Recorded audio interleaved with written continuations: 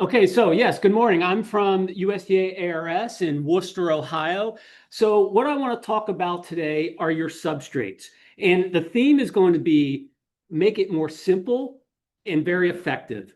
Now, many of you may have seen this before. This is a slide I stole from Dr. Owen. And we can relate crop production to a barrel. And imagine all the inputs that we are using in crop production as the staves or those wooden slats in the barrel. So things like light and water and all the mineral nutrients that we provide. Now, if we were to provide the optimum level of each one of those, then you would have a full stave. If you took any one of the, crop yield or crop growth is represented by the volume of water that can be held by that barrel. Now, if everything's in its optimum level, but you say, you know what, I've heard plants really like calcium, so we're going to add a bunch more calcium. That barrel's not going to be able, if you make that one stave larger, that barrel's not going to be able to hold any more water. And likewise, if one of those nutrients or one of those inputs is deficient, or lower, then you're going to reduce crop growth despite the fact that everything else is in optimum concentration. So now our industry is very good at providing you with products that are in the optimum concentration, but sometimes we overcomplicate things and we screw it up because we add too many things and we make things too complicated. So what we're going to talk about today is how to make this simple and very effective. So there are three major classes of nutrients, and we're going to talk about nutrition, then we're going to talk about the physical properties. And there are three major classifications of the nutrients we need to provide. The NPK, which I'm not really going to talk about. Dr. Owen is going to talk a little bit about that later. But I am going to talk about the secondary nutrients that are in the green letters, calcium and magnesium, and to some extent sulfur. And then there's also the micronutrients in red. Now the macronutrients, again, they come from the NPK comes from the primary fertilizer that we use. Sometimes that's a controlled release. Sometimes that's a water-soluble fertilizer. Both are very effective. The secondary nutrients are primarily coming from lime. And then these micronutrients, I'm going to talk about that in a little bit of detail, the best way to deliver those micronutrients. And I think we mess that up a lot in nursery crops, at least up in the Northeast we do. So a simple and very effective fertilizer package. And we don't have to overcomplicate this. Again, that NPK, which comes from the primary source, the dolomitic lime, we overuse dolomitic lime, and I'm going to talk about that in a minute. And then the granular micronutrient package. Those three things, very simple and very effective. But what I want to do right now, I want to go back and I want to talk about pH. We're all very concerned about pH. We measure pH, we do pour-throughs. I'm not so sure we all understand exactly what it is or why it's important. So I want to go into a little bit of the basics of why pH is important, and then how do we adjust pH and how we may be messing that up a little bit and how we can reduce our costs and simplify pH management. So turns out we all know water is H2O, right? Well, it turns out in nature, in a pure solution, that water molecule, that H2O, will split into two different things. Is one of these a laser? Oh, okay. So it would be either be in a hydroxyl ion, which is OH, or this hydronium, now they call it, or just a hydrogen ion, which is H+. Now, the pH of your solution is dependent upon the ratio of these two things. And let me explain that a little differently. Imagine we had three jars. And in this first jar, we had a neutral pH. Now, if you could look into that, if you had some kind of Superman vision, you could look down and see the molecules in that water, and you could count them, and you can't. But if you could, you would find that the number of hydroxyl ions is equal to the number of hydrogen ions. They're in perfect balance. Then our pH is 7. It is neutral. Now, if we add something to that water, for example, you could add ammonium type fertilizers, or the roots exuded something into that water, which they often do, that either consumed the hydrogen ion or the hydroxyl ions or added more of these hydrogen ions so that the ratio is changed. Now it's in favor of these H+, these hydrogen ions. The pH of that solution becomes acidic. That's all it means. We've changed the ratio of hydroxyls to hydrogen. And conversely, if we did something like, for example, maybe we add lime to this solution. And it either consumed the hydrogens or added more hydroxyls, the pH of that solution becomes more basic. So pure water always has a neutral pH, but when we add things to it, or roots grow through it, or we add chemicals and fertilizers and growing media, it changes the ratio of these hydroxyl to hydrogen ions, and it changes the pH of our solution. Now, we've all seen charts like this, and this is useful. This is interesting. And what it shows is the pH at the top, and the fatter the bar is, the more that nutrient is available for plant growth. And it turns out the pH of the solution in the growing media or the soil can change the solubility of these nutrients. And always remember this: if the nutrient is not dissolved in water, the plant can't take it. Doesn't matter how much is in the soil. It has to be dissolved in that solution in order for the plant root to take it up. Now, this is for mineral soil. We're not growing in mineral soils. This chart was made for organic soils. That's a little closer to what we do. We're growing in organic pine bark, peat, and these are organic substances derived from plants. So what we're growing in is actually a lot closer to this. Now, my understanding is Dr. Paul Fisher at the University of Florida is trying to recreate this chart for growing media. All the previous examples have not been very good, but Dr. Paul is very good at pH management, very good at this type of work. So hopefully he'll have a more useful chart. But the idea is you want to get a pH where most of these things are still available. Now, what we did years ago was we actually measured the availability of nutrients in a bark-based substrate. And it turns out that yes, as you increase the pH from very low to very high, the availability of these nutrients does change. Now, it happens for two reasons. Again, the pH of the solution can change the solubility of these nutrients. The other thing that happens is our lime is made of calcium and magnesium carbonates. And when we put that into the growing media, the calcium and magnesium become free. Now, in the world of ions, calcium and magnesium are big fat bullies, and they're heavy, and they kick other nutrients off of soil particles, and then they go into solution, and usually they're leached away.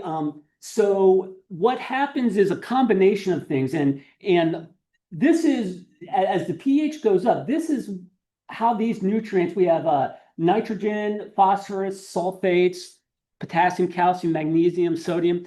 This is how their solubilities change, or how their availability to plant growth changes. So those charts are more or less true. And usually what we're after is a pH somewhere around 6. And this is for the micronutrients. And again, that's primarily because of the way the lime changes solubility and the way calcium and magnesium displaces other nutrients on those soil particles. Now, on these charts, take a look at the dark line. Disregard this little dotted line. This is some research we did with different liming materials. We never use the steel slag that is represented by these tiny dotted lines, but we generally use the dolomitic lime to adjust pH. Now, when you add dolomitic lime, it'll make the pH of your soilless substrate go up. And usually we're starting with pine barks and peats that have a very low pH. So we want to get them up to around 5 or 6. But the more lime we add, we start to get this curve where it levels off. If we double this to 16 pounds, the pH would not increase anymore.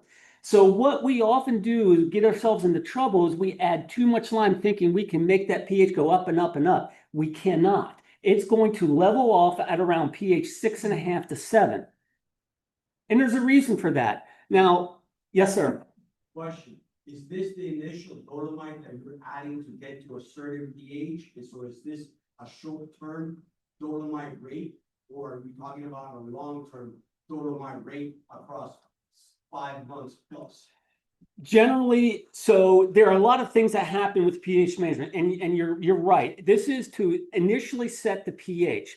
Now, typically, the other things that are going to affect pH over time, in addition to the dolomite, will be the alkalinity of your irrigation water. And if your alkalinity is somewhere around 100 parts per million or a little higher, that's ideal. We're not going to talk about that today, unfortunately. I have 30 minutes to talk about this, but that is crucial for maintaining pH. And what happens in parts of the countries that have very low alkalinity in their groundwater, they see pH decline over time. And that's where using different grades of lime and different particle sizes becomes very important. And actually, Dr. Jim Owen did a lot of work on that. And because that situation where you have very low alkalinity is true up in the Virginia area, I think on the eastern seaboard, right, Jim? And it's also true out in the West Coast in Oregon. They have a lot of problems with that. The water is very pure in the ground. In Florida, I think you have fairly good, the alkalinity is fairly high. There's a lot of calcium and magnesium in your water. I actually checked on that, and that is absolutely true. So if you're using groundwater, you're going to have that pH maintained over time, primarily with the alkalinity and the hardness in your water, whereas this dolomitic line is to set the pH initially. So that's a very good question.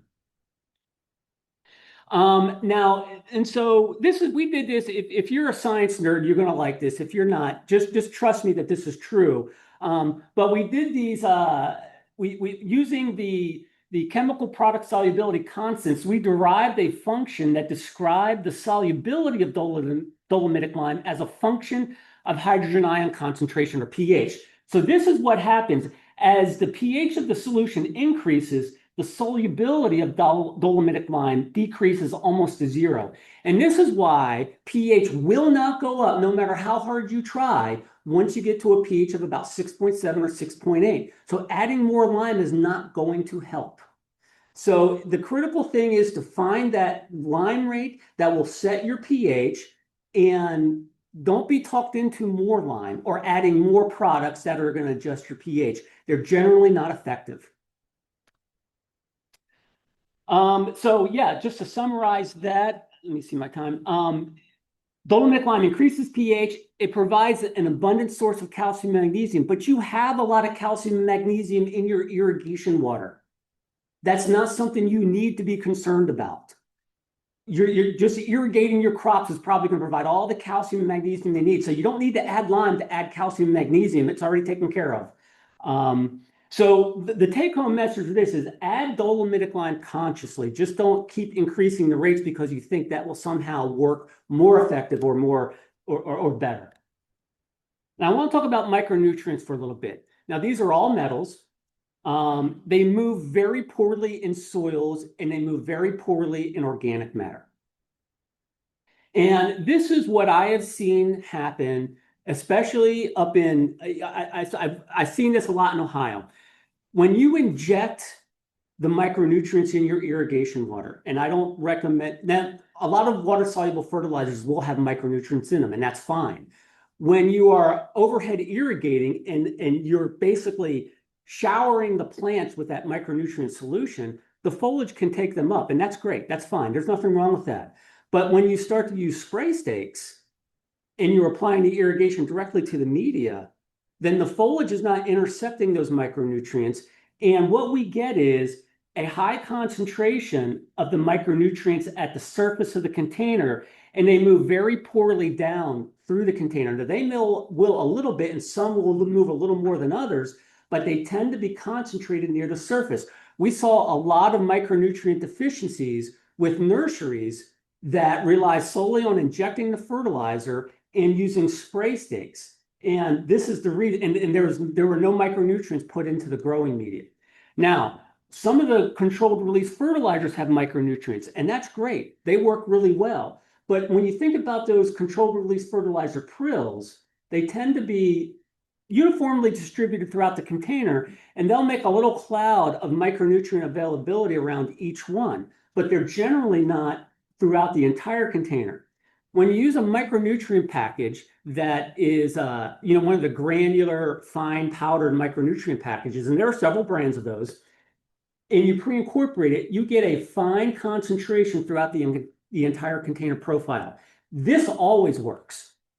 This usually works. I've seen this fail a lot.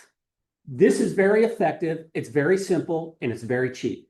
And now, we've done a lot of work with micronutrients and growing media, and a lot of growing media components, like pine bark, for example, have a lot of micronutrients in them. I mean, it comes from plants, right? Those are generally effective when the pH is low. When we get the pH up around 6.5, then that becomes very unreliable.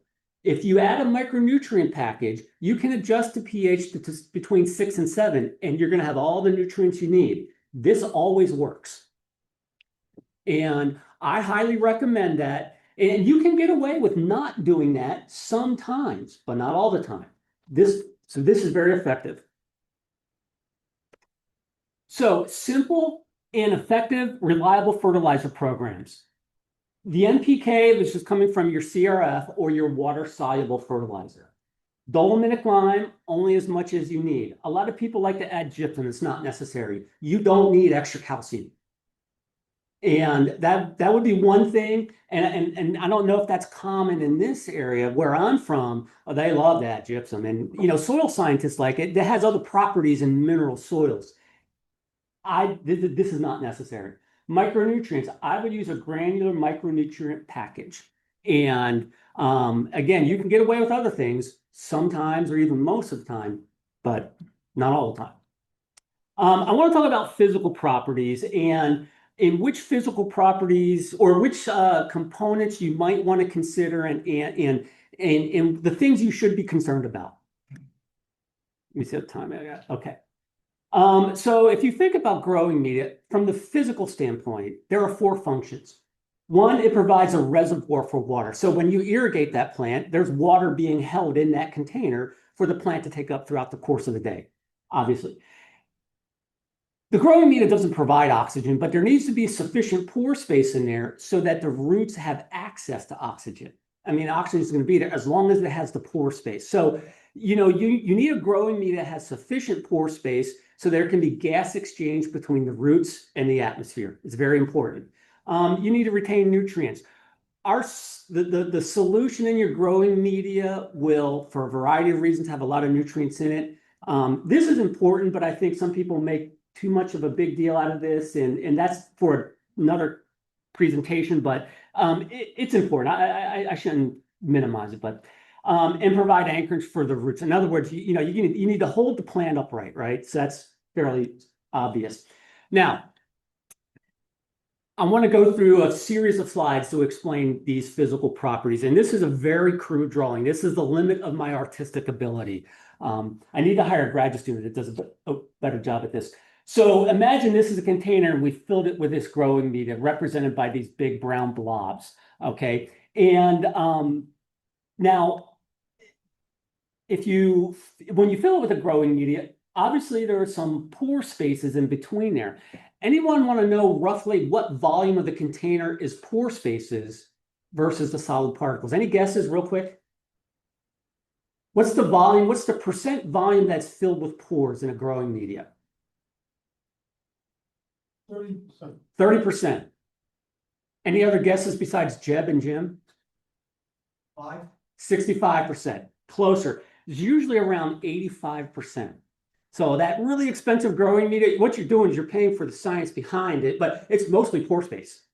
Okay, and so we'll go through. I'll show you what I mean. Now imagine if somehow we plugged the bottom of this container up and we filled it with water, so we saturated and filled the entire volume with water. Now, if we were able to measure how much water we put in there, then we would know the volume of that pore space. In fact, people like Jeb and Jim and I, this is what we spend all day doing, figuring out ways to calculate what the pore space and other things are in those growing media.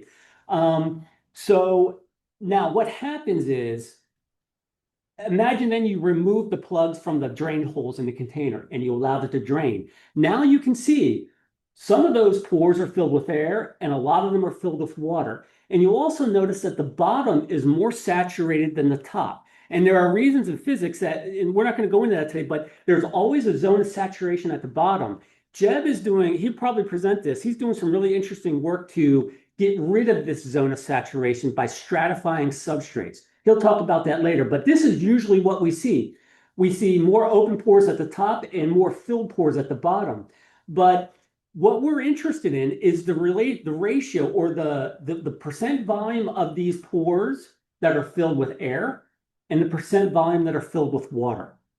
And that describes that will, if we can measure that, and we do it all the time, but if we can measure that, then we know how effective that substrate will be at providing water for crops that like a lot of water versus those that need to drain more readily. And so just to regress a little bit, this is, if we were to take a container and we did this, we irrigate it and let it drain, and then we were somehow able to slice this into 1 centimeter sections and measure the volume of water. There's a lot more water at the bottom of the container than there's at the top. And that's because of opposing matrix and gravimetric forces that cause this zone of saturation at the bottom. And again, Jed may talk a little bit about that later on. But let's look at, we got this container again, and again, we irrigated it, then we allowed it to drain, so we had some pore spaces. But if we zoom in, you'll notice that some of these big pores, they empty out. Now there's a film of water around the particles, but some of the small pores, because of like things like capillary action, it's like when you put a tissue in a glass of water, they're going to stay filled with water, these smaller pores. What happens is, if we were to add something like fine sand or peat moss or a fine compost or any fiber, and we filled up those large pores, now those large pores hold a lot more water. And that's why we always think of sand as well drained, but when we add sand to like a pine bark growing media, it holds more water. Well, why would that's counterintuitive? Why would it do that? It's because what we're really doing is clogging up the pores. So now this container will hold even more water. So a typical field soil, and we alluded to this a little bit, a typical field soil is about 50% solid. I'm talking about the farms outside. And of that, and it's about 50% pore space. And of that, 25% is air and 25% is water. Whereas in a container, we only have about 15% solid matter when we fill that container up. 85% of that is pore space, and the ratio is usually around 25% air and 60% water. And one thing I want to go back to this slide real quick. The important thing to understand is that when we talk about total porosity, that's all the pores. And it's made of one of two things. It's either the water or the air. So those are the two things we're really measuring, and we can sum those together to get the total porosity. So let me show you a little bit of the, okay, so we just kind of talked about this. Most nursery substrates, we have about 80% porosity. We say 10 to 30% airspace, but I think 10 to 15% is most ideal for like a 1 to 3 gallon container. And we want the water holding capacity to be up in the 60s, in my opinion. Pine bark alone has very high airspace and fairly low water holding capacity, even fine pine bark. So what we tend to do is amend it with things like peat, coarse sand, or fine compost to, again, clog up those pores and allow it to hold more water. And so this is something we did. Let me show you. So this is a fine pine bark right here. And we measured it 31% airspace, and there's 54% water holding capacity. We have a special device to measure the amount of air versus water in those media.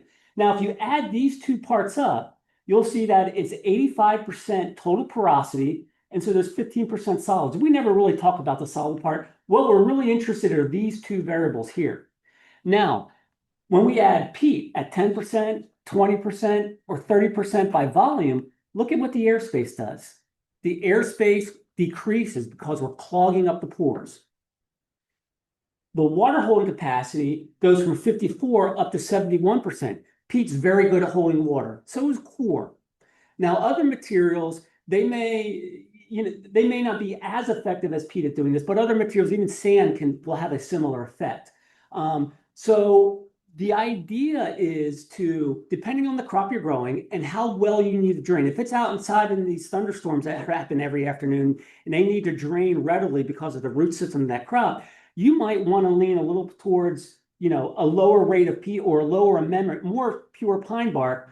And if it's a crop, maybe it's inside, maybe it's protected from those thunder showers, but it's a heavy water user, you might want to add more peat or more amendment to clog those pores up a little more so it holds more water over time. So simple and effective. A pine bark growing media, and this is for a 1 to 3 gallon container that's outdoors. It needs to drain well. Now, a lot of floriculture crops will use primarily peat, and so this is more geared towards the outdoor nursery crops. 60 to 85% pine bark with some sorry about that. With some amendment that will clog up the pores and allow it to retain more water. An NPK fertilizer, dolomitic lime to adjust the pH, and a micronutrient package. And I would recommend a granular micronutrient package. Now, it's your money. You can spend more. You can add all your, molasses and bat guano biostimulants you want. This will work really well. This is simple. And what we tend to do is overcomplicate things by adding too much stuff, or we're sold on these other materials because they have some sort of stimulant. There's some sort of biostimulant, some sort of organic, sustainable, blah, blah, blah. This works really well, and it's very simple. And now other crops have very specific needs, and you may find over time that, okay, with our azaleas, we have to do things a little differently, or camellias, you got to do it this or that. But this is a really good formula for most all nursery crops. So with that, I'm right on time. And do we have time for questions, Dr. Wu? Yeah. Okay, any questions? Yes, sir. On the pine bark, when you do your testing, are you using different types of pine bark for for your bigger particle size? Is that a combination, or is that just one size, like 3/8 or something? So the pine bark, yeah, you're right. Now you can get pine bark in different grades. Usually what we get, we're getting our pine bark out of North Carolina, and it's I believe it's screened to 3/8 inch, right? Jim, do you 3/8 minus. So it's everything that falls through that screen. Now, for those of you that are really interested in pine bark, we saw something really interesting out in Oregon. They took their pine bark. Now the problem is different times of the year, you don't even know what you're getting in. It changes, right? It's always changing the quality and the consistency of that pine bark. So what they did is they screened all their pine bark with a 1/4 inch screen, put everything minus on this side, everything plus on that side. When he sold pine bark to the growers, he would take 1 scoop of this and 2 scoops of that, and it always had the same properties. So that's a very simple and effective way to get consistency out of your product. And if you needed it finer, he would add 2 scoops versus 1 scoop or whatever. But by screening it to those 2 very simple piles and recombining them, he was able to get very consistent physical properties over time, and his customers really liked it.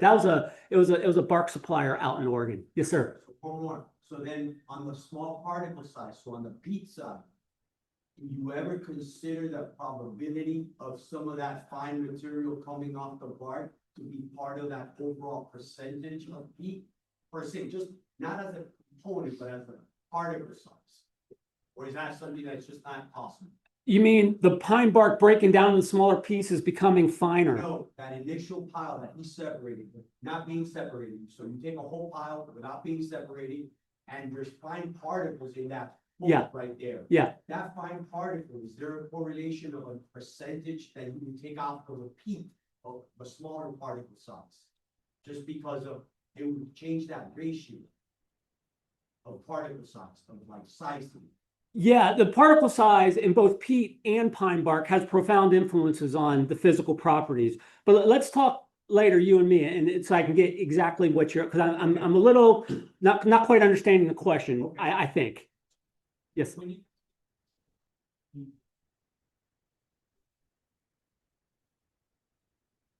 Everything I've said is on sphagnum peat out of Canada. The Florida peat, I just I just visited a facility of Florida peat last year. That was really interesting, and that's a completely different animal. That's all with Canadian sphagnum peat. Yes, sir. Irrigation, water, calcium. So have you observed high levels of bicarbonate adversely affecting the effect of the dolomite over time, washing it out, neutralizing it, that thing? There's a theory that I've heard floated. So now, if there's a high level of bicarbonate, it would tend to add to the effect of lime. I don't think it would wash it out or displace it or do anything to the lime that's already in the container that you've added to the container. So no, I don't really, I don't see that happening. Now, if you had very low bicarbonates in your water or low alkalinity, because alkalinity is a combination of carbonates, bicarbonates, and some other things, very low alkalinity could counteract lime over time. And, and I'd like to make that a very simple message, but and Dr. Fisher is probably the most knowledgeable on this topic, and he's right here in Florida. So some of his resources might do a better job explaining, but it's very complex, and he's tried to unravel some of that. And even, there's some challenges with fully understanding that, making it very predictable. All right. Well, thank you very much. I appreciate being here.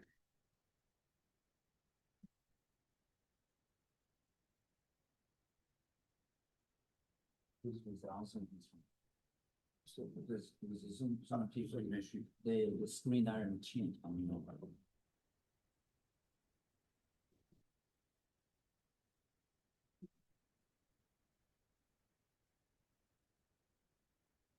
Right there.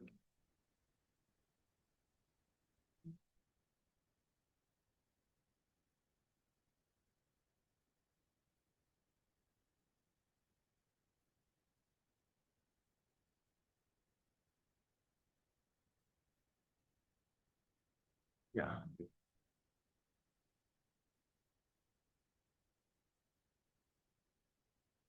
Is this one? Thank you all very much for inviting me. So I'm Chris Marvel. I'm associate professor, and I'm at University of Florida, and I'm based out of Apopka. I come down here this way fairly often. I'm probably south of Okeechobee, somewhere in South Florida. 5 or 6 times a year. But I'm a weed scientist. So what I'm going to be talking about today is how to save money on weed control programs in the nursery.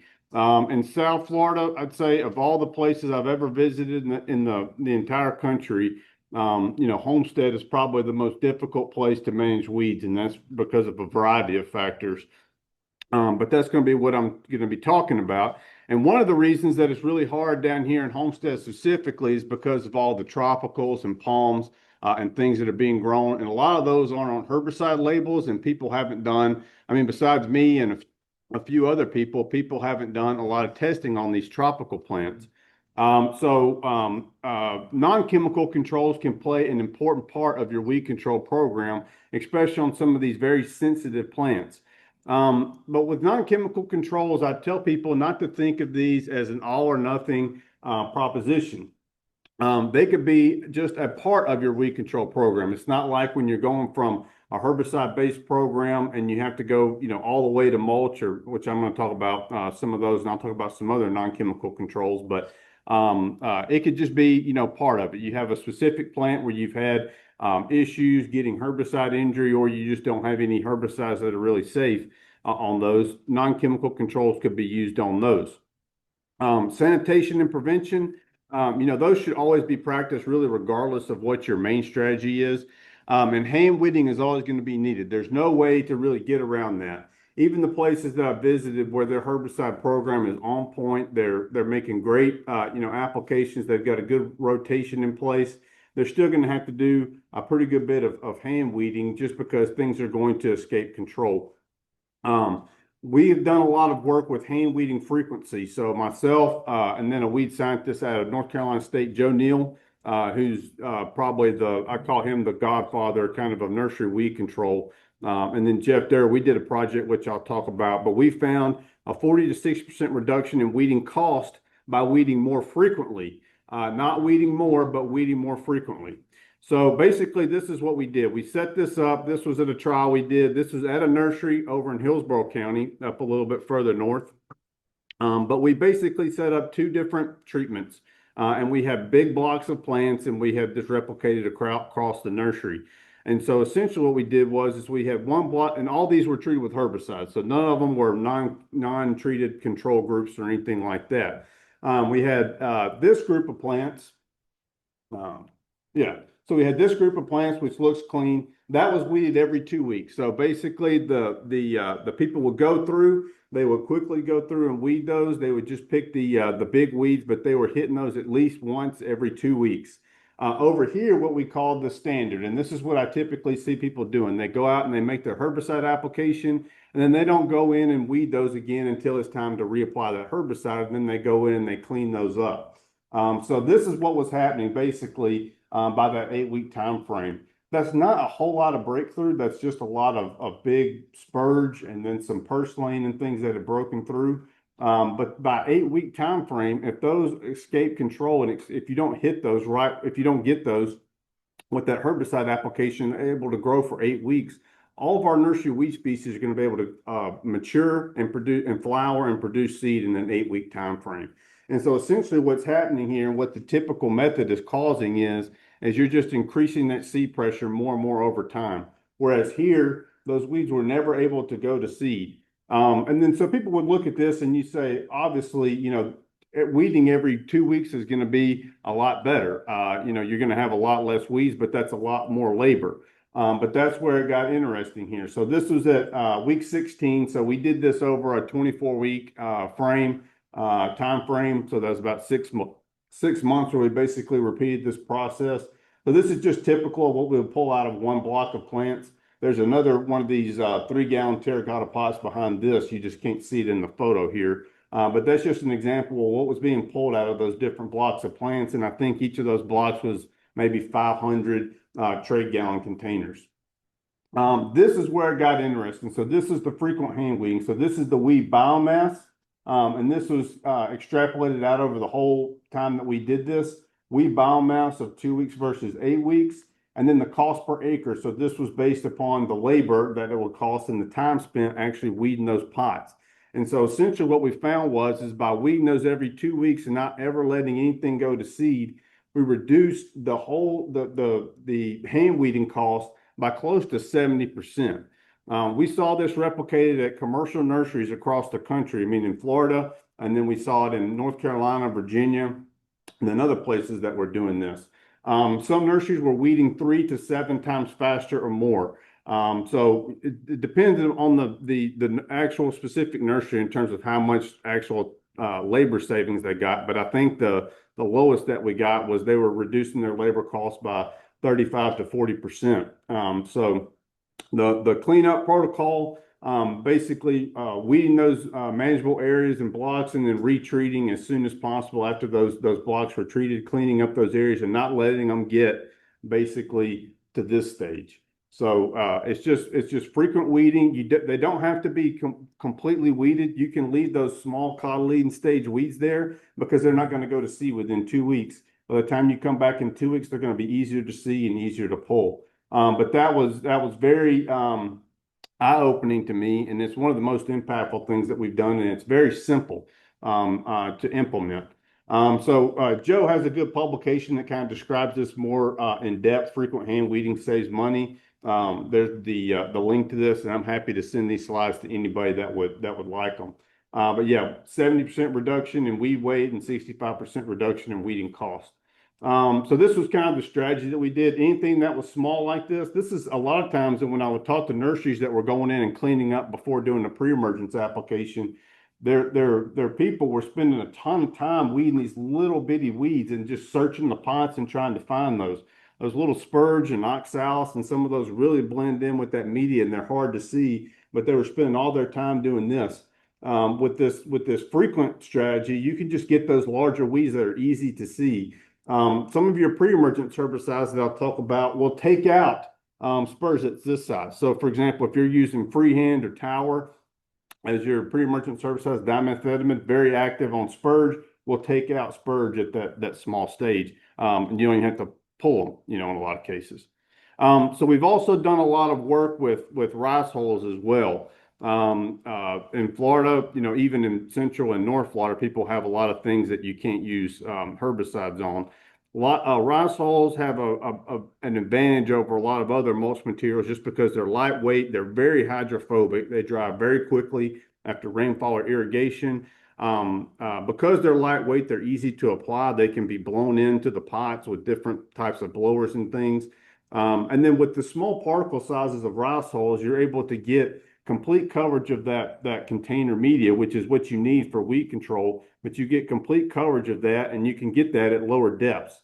The larger that mulch size goes, the higher the depth that you have to use to get complete coverage. So this is like a landscape mulch. That doesn't really work in containers, especially small containers, because you have these big chunks and you have these gaps here, and that's just waiting for weeds to pop up through that. This was, you know, if you're using pine bark mulch, we like this product here. So that was screened to remove all the fines, and I think that's like a 3/4 of an inch to 3/8 of an inch, and all the fine particles removed. And some of the bark suppliers will screen it like that for the purposes of mulch, but that worked very well. And we were able to go at like an inch with that and get complete coverage. But rice hulls, you can get complete coverage at even like 1/4 of an inch. But with rice hulls, there's a lot of questions that people would have. So, can you top dress? Can you top dress fertilizer on top of rice hulls? Are you going to have any kind of reduction in crop growth? And then also, do you have to hand pull prior to application? Some people aren't putting those rice hulls on right at potting, but they're coming in after the fact, maybe 2 or 3 weeks after potting and blowing those in. Is that a question? Okay. And then can you combine them with herbicides? And then how do they perform outdoors? Most of the research that has been done with rice hulls has been greenhouse studies with 2 species primarily, bittercress and oxalis. So we looked at some of the species that are more problematic in Florida, especially during the summertime. So we looked at crop growth, and this is top dressing versus incorporating control release fertilizer with rice hulls.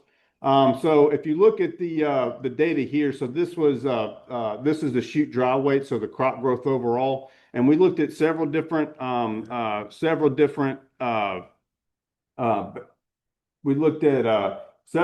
depths of the rice hull. So it was 0 to 2 inches that we looked at. But if you averaged all those all together, incorporated plants did grow larger than when the fertilizer was top dressed on top, and especially once you got to like this 2-inch level here, where it is slowing down some of the release of the fertilizer. So the good thing about that though is that you don't have to go 2 inches. You can get pretty good weed control with even a 1/2 inch in some cases, which I'll show here in the next couple of slides.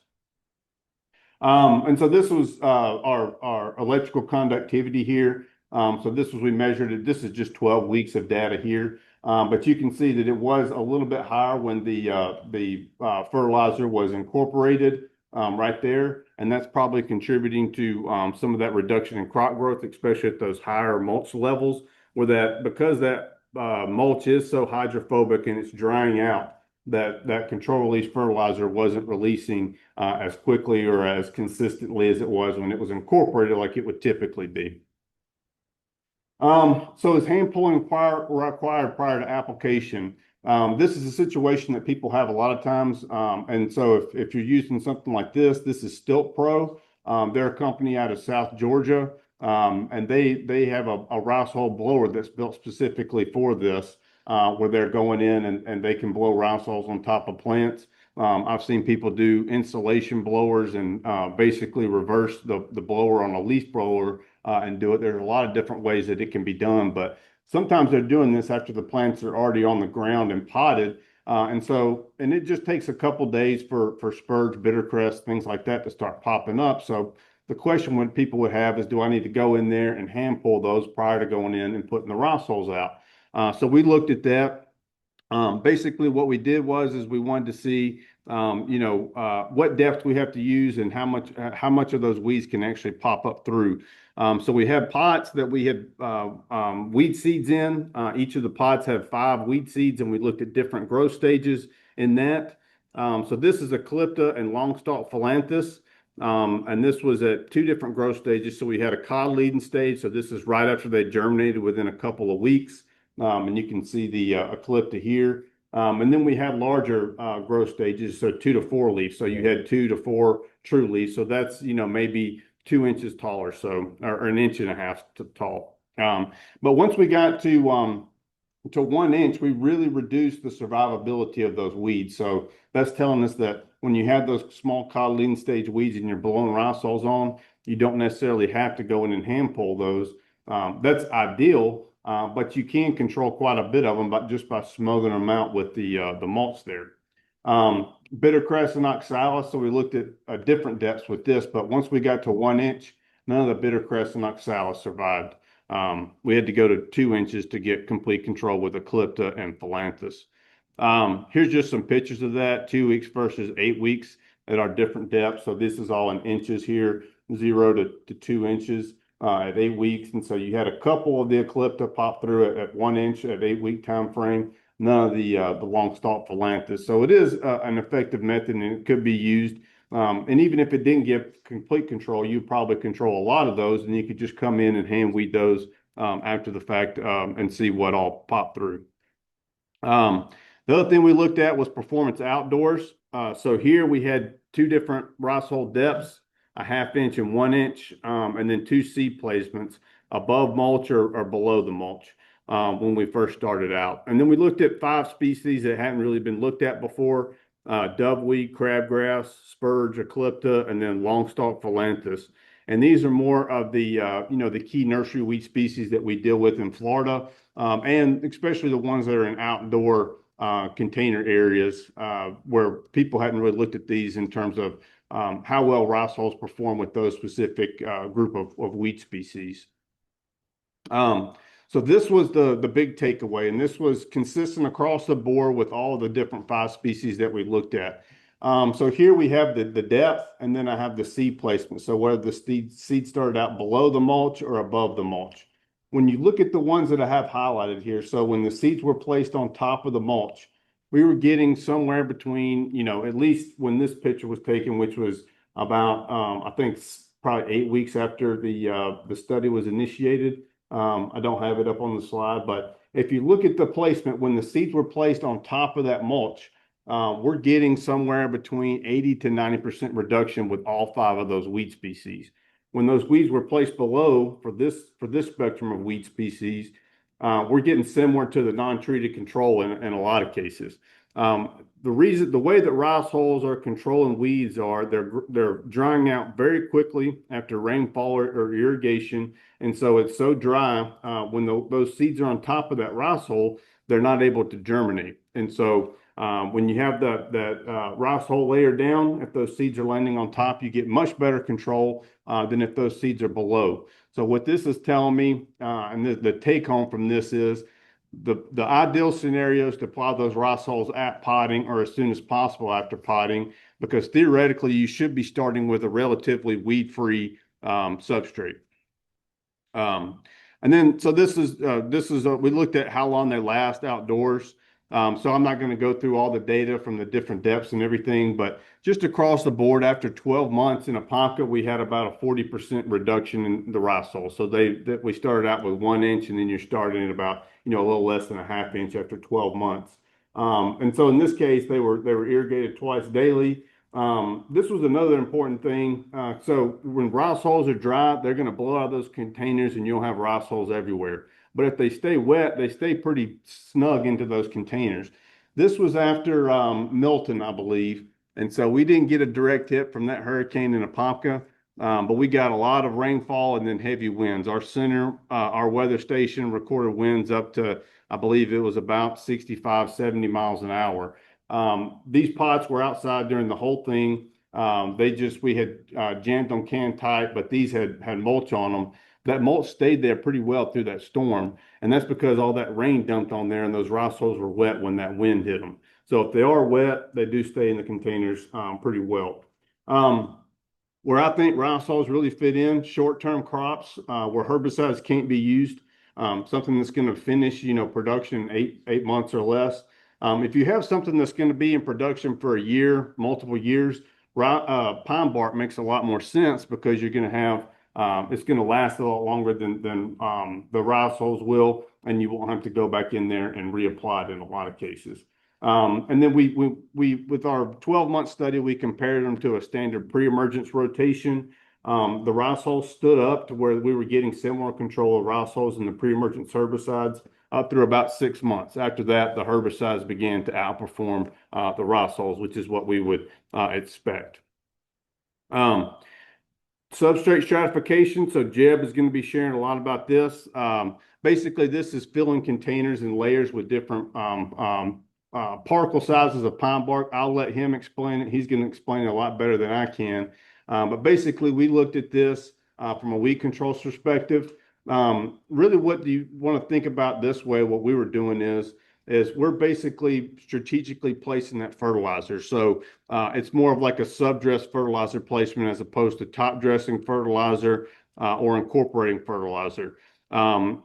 With weeds, when weed seedlings land on top of that container media, those little roots will come down and they'll find the nutrition that's right there in the container, and they'll be able to grow. If they germinate on the soil and they don't have, if it's just pine bark and peat and sand there, those weed seeds will not mature. They're just going to stay in that cotyledon stage, maybe get a little larger, but they'll turn yellow and they'll just sit there and be unhappy. When you have when you're using something like a subdress, or you're doing something like this where you're filling containers and layers and you don't have fertilizer in the top portion of that container, the crop will have roots that can get down to the fertilizer, but the weed seeds cannot. So this is some of the stuff that we've done. So this is, you could think of this as kind of a subdress treatment or stratified treatment. So this is liverwort. This is after 20 weeks. Liverwort grew fine on all of the standard substrates where fertilizer was incorporated.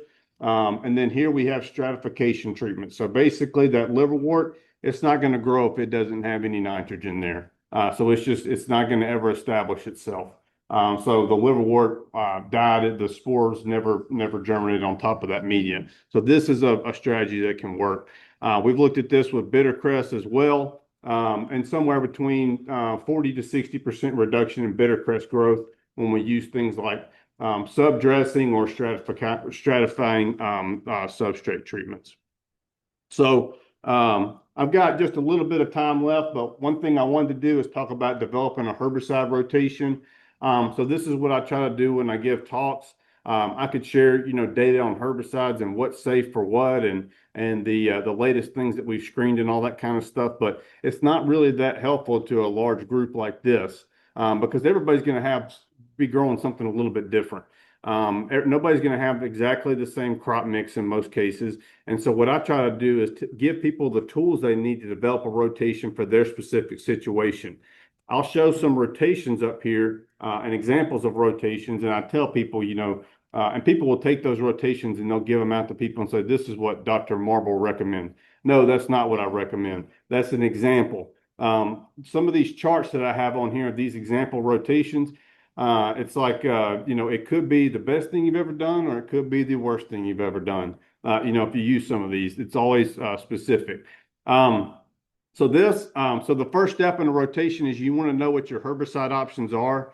There's a Southeast Pest Management Guide. I'll talk about this a little bit during the break, but I have some that I can give out to people. But in this guide, you can look up all the different crops here, and then you can see what is already labeled on those. So all of your herbicide options and then what is labeled. So F and C here is, you could use that on our Gardenia jasminoides there. So that's one way that you can go through and you can find your crops and what herbicides are actually labeled and have been tested on that.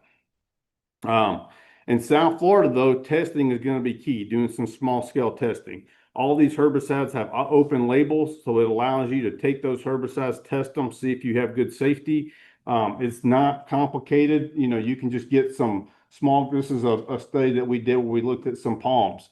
So take some few plants from each of those species that you want to test, screen them with some herbicides, look to see if there's injury, compare them to a non-treated control group. In a lot of cases, they might be safe, but you also want to know if you're going to get, a situation like this where you get complete damage to those. This is just a thing we did with Marengo a few years ago with all these different palms, but someone can do something similar to this and then figure out, what rate, the different palm species tested, for example. Your options, so figure out all your options, but then you want to start to kind of group those by mode of action and which weeds they're going to control. So you have, these different groups of herbicides, 14 plus 3 combinations, group 3, group 29, 14, 15 plus 3, and then your isoxaben combinations. All your herbicides with isoxaben as one of the components of the active ingredient. So I group them like this, and I'll show another chart where they're kind of color coded. But you don't want to, when you're building a rotation, you don't want to pick too many herbicides out of, these different groups. All of these herbicides here, there's going to be some slight differences between those, but they're going to basically control, in general, the same weed spectrum and have pretty similar to the same safety profile. Same with these group 14 plus 3 combinations, et cetera. So an example would be Fortress. That's not going to be a good rotation partner with Gemini, just like OH2 and biathlon are not going to be good rotation partners. There's no point in really rotating those. They're both good herbicides. All these herbicides up here are good, but some of them are better to rotate than the others. So after you figure out what is safe and what you can use, know what weeds you need to target. Again, that guide that I have back there, we have efficacy charts for all of these different weed species. So you can look at your weeds and you can figure out what is the most effective herbicide option for that weed species. So you know what's safe, you know what weeds you need to target just by your own experience and different times of year and what weeds are going to be problematic. Then you can put those together and you can just start to develop a program. And so how you want to go through the year, January to December, figure out your key weed species at the different times of the year. Then these are all your safe and effective herbicide options for those. Then you can kind of start scheduling your application. So this is one, assuming one application every 8 weeks, which is pretty typical across Florida. Some people will go a little bit sooner than that, and some people a little bit later than that. But that's kind of how to develop a rotation. And these are all grouped and color coded again by mode of action there. Two quick herbicide updates. So the two products that have come onto the market relatively recent, SureGuard Extra, and then also Stricor, which is Pathoxamid. That's another group 15 herbicide. Both of those are good for bare ground weed control. I'm not going to share a lot about those, but those are something to look into. And if you're interested or looking at more bare ground options, I'd be happy to share some more with those herbicides with you. How am I doing on time? I know it's 9:45 now, but I started a little.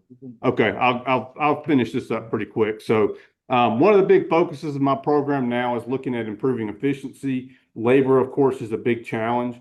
And so we have herbicide options. We can use those, but often the bottleneck is getting those herbicides out in time and in an effective, efficient, accurate manner.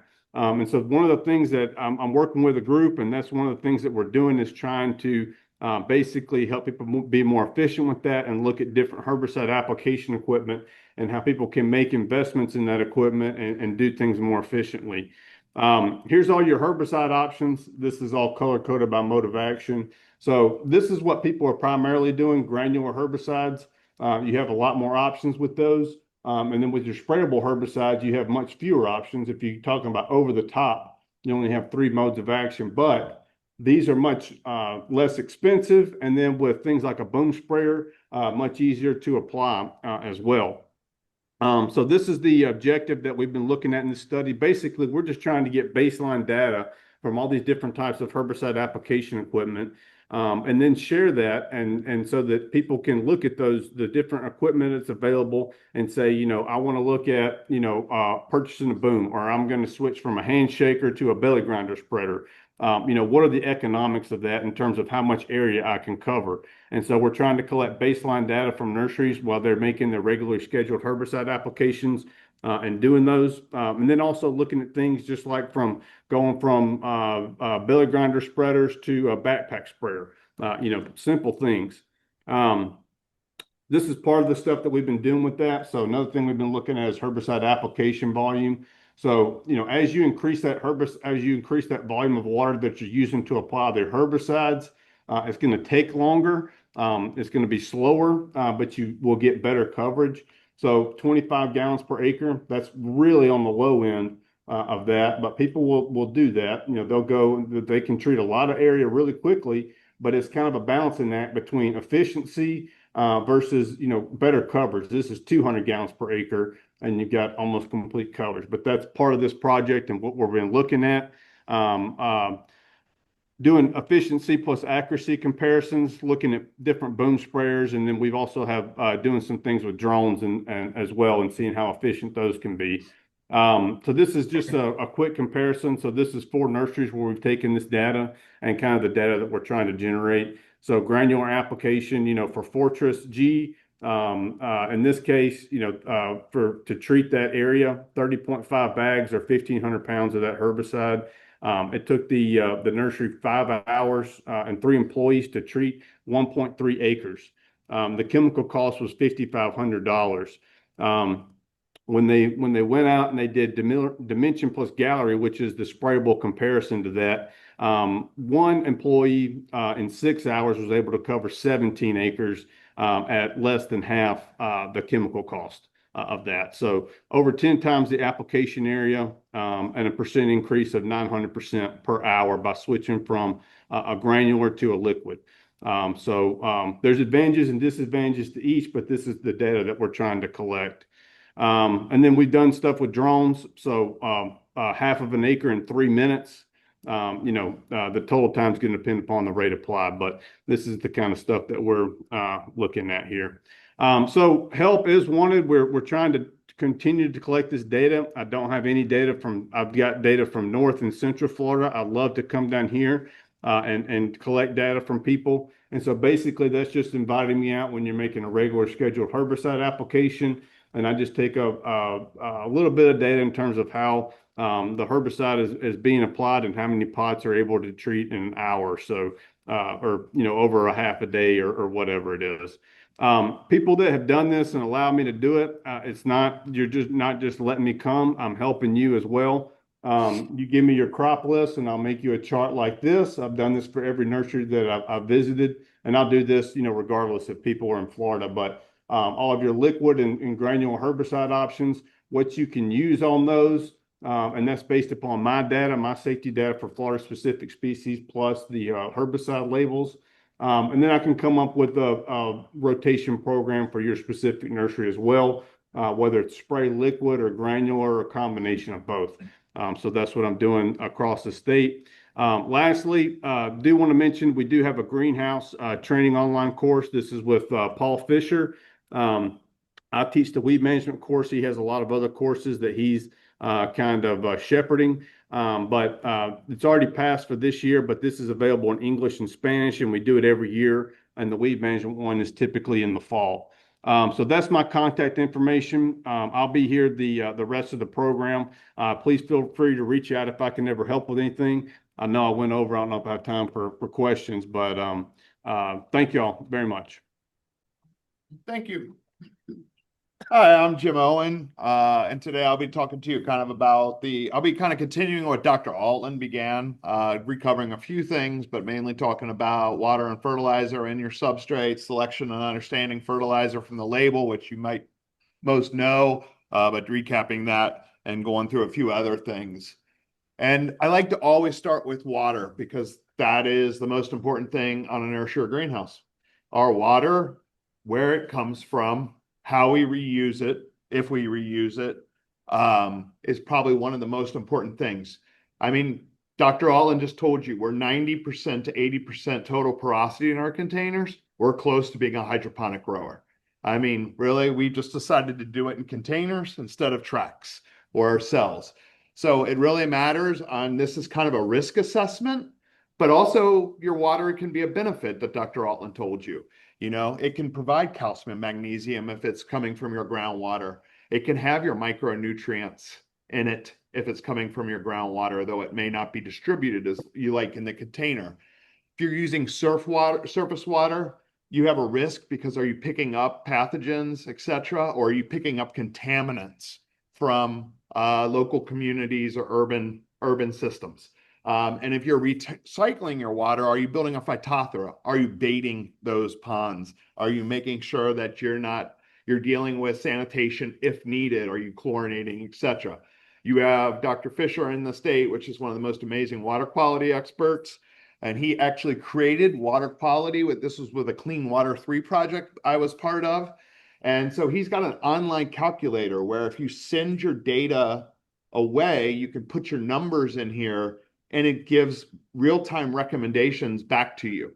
If your pH is too high, your alkalinity is too high, it's a free website through UF. You can find it at cleanwater.3.org, but it's really nice because it gives you those recommendations on considerations. Then follow up with your extension specialist or your technical consultant from different companies and how that might change some of your programs. But today we're going to talk about growing media primarily. So I'd just like to start with, we've got a container and we have to put stuff in it. James talked about why this matters. We're building a pore structure to be able to give an optimal air and water space for that plant. So what we choose, and we want that to be chemically good in the sense of pH specifically, so that our nutrients are available. So I understand that bark is not too big down here, quite pricey to get down this far south, but bark is really big in much of the Southeast. Core, 400% increase recently in some markets. So, it's getting harder to get. Great product. Sand, James already covered that. Don't be fooled by any of these in their general terms, as the question pointed out. There's grades of each of these. Core can differ and be more hairy or more peat-esque. Sand can be fine or coarse. Bark can be 1 inch minus or ½ inch minus. We have different grades of hydrofiber or fiber lengths that have different longevity and coarseness that give you more porosity.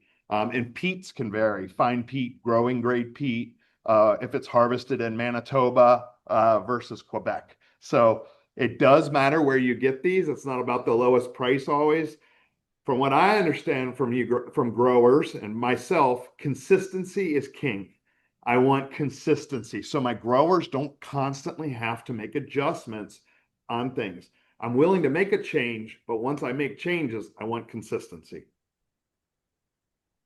So first thing is another thing when we're choosing these, this is especially true in my line of work because we use hydrofiber, which is a wood-based product.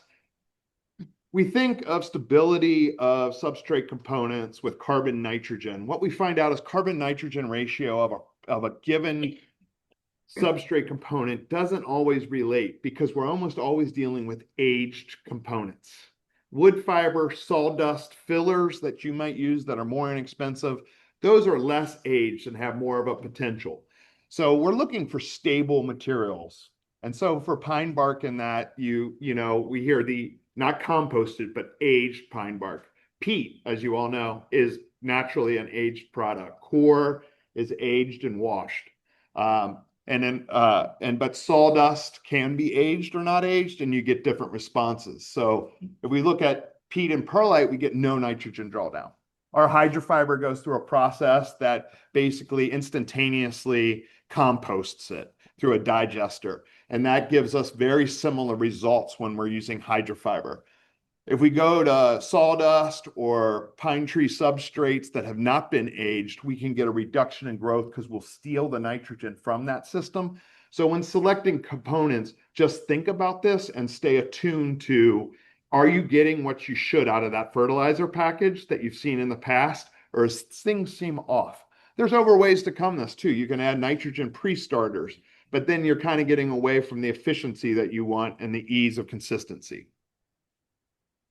James knocked on this a lot, pH management. Me and James wrote 2 articles for NM Pro and Greenhouse Management. Nursery Management used to be called NM Pro, and Greenhouse Management. Chris Crissione at Virginia Tech made an extension publication.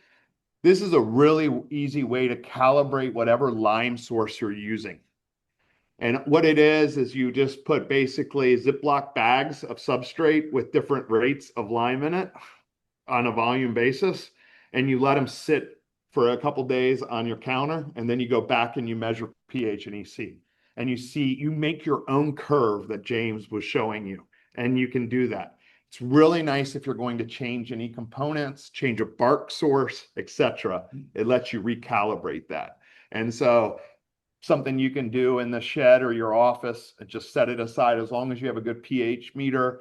Really simple, a simple solution. And this goes step by step how you can do that just using a 1 gallon Ziploc bag and 100 or 200 cc's of water.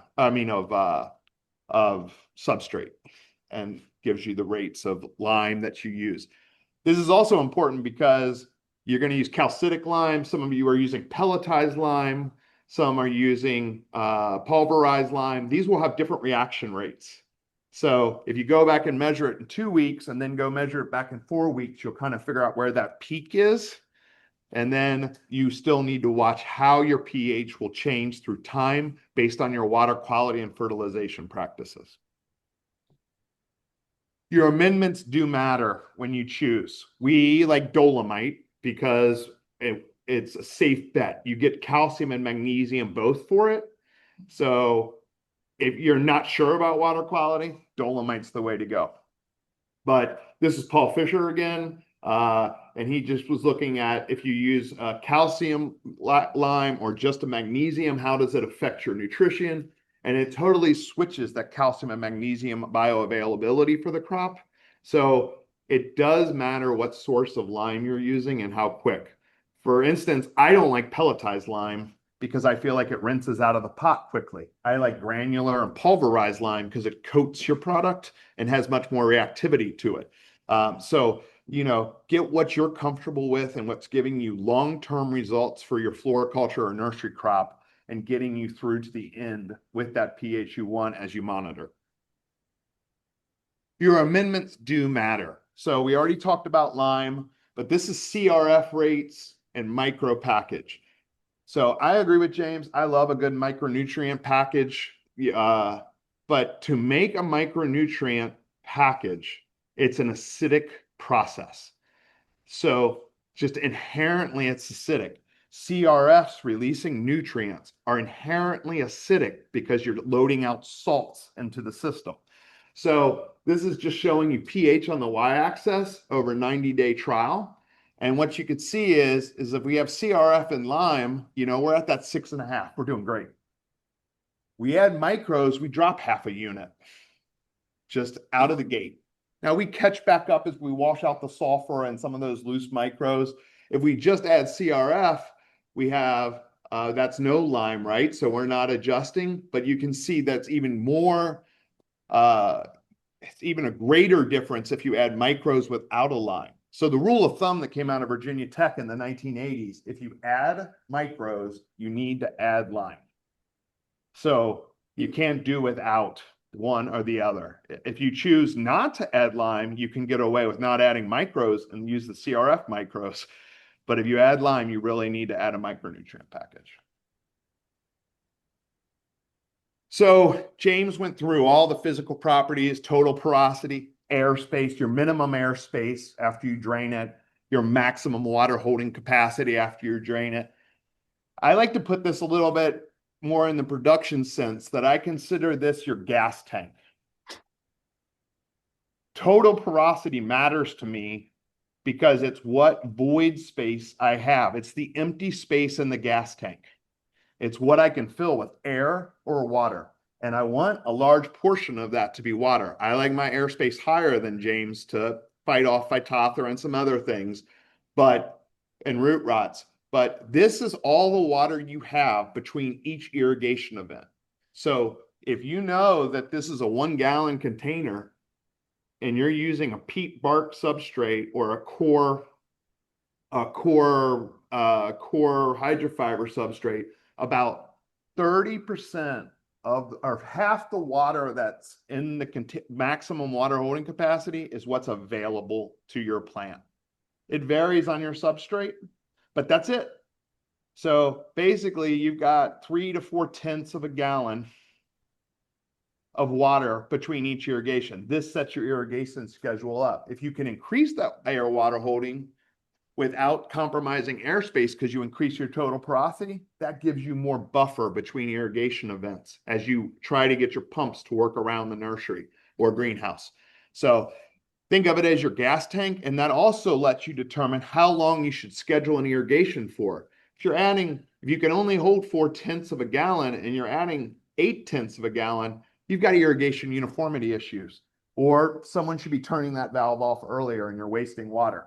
So it also gives you an idea, you can't overfill the gas tank. It's only got so much water to hold. This is just to remember that gas tank is not evenly distributed. Once the container drains, there is a gravitational water distribution, and we get dry on the top and we're wet on the bottom. And this is for any container. Now, Chris just talked about in weed management, the goal is to make sure that top is really dry. And that's why controlled release fertilizers put on top of a top dress, they work great. I'm not against them in any way, but you got to think they're drying out between irrigation beds. You're delivering the nutrients when you irrigate through that top dress layer, as if they're incorporated, they're kind of moist and always providing nutrients out the sides and primed and ready to deliver nutrients. So you get a little bit of a different release regardless of product. You're going to get a different release if you top dress versus incorporate and how the plant responds to that. And there's benefits to both economical and release characteristics. But I think any product is better under a topper that was being talked about. I think Chris knocked that home because that stays moist and doesn't have to go through that carbon filter that we talked about, nitrogen drawdown, to reduce its nutrients. So real quick, just what is a CRF? You all know this because how everyone use controlled release fertilizers in the room? Yep. So controlled release fertilizers is just a technology where we put a coating on a fertilizer, a water soluble fertilizer package, and it gets released from that over months, weeks, months, even a year. They can go out to 14 months. The differences in products are basically coating technology. When you're selecting them, homogeneity, size, formulation, and longevity. So the coating technology, we at Florican have Galaxy One. It's the same as the other technologies that you might use, Polyon or ICL, where the coating thickness dictates the longevity of the product. So basically it's put in and the coating is built up. Now, I'm not saying the technologies are the same. There's different polymers that are used to make each technology unique. I'm just saying that they both are a layer for release duration. Our other product is from Japan, NutriCode. It was built in the 1970s for environmental stewardship in the rice fields. This is a little different. We don't use coating thickness. We use the formulation of the plastic coating. It's always the same thickness, same amount of plastic, but it is more about how we mix that plastic that allows it to, not plastic, the polymer, to let it release. So that's the big difference. All of these technologies can hold any kind of formulation that the CRF provider wants to provide and that you select. So homogeneity, something that we talk about in the world of CRFs quite routinely, but you may not think about, is homogeneity is what is the distribution of the fertilizer in the bag. So on the left, we have a NutriCoat that's all one product, like let's say 270-day NutriCoat total. Every single prill has every nutrient in it. Every micro, every macro, NPK, iron, etc. The non-homogeneous on the right of the screen, that is a blend. And there's benefits to that. James just told you that could have a micronutrient package that's uncoated with coated CRF, or there could have multiple CRFs in there banded or coated that gives you the micros and the macros, or different macros are coated. And it also allows the fertilizer companies to give you some more, maybe optimize the release rate in that. Now, so in this we have, easily crumbable, more water soluble iron sulfates, but we have the coated, you can have coated micronutrients and macronutrients.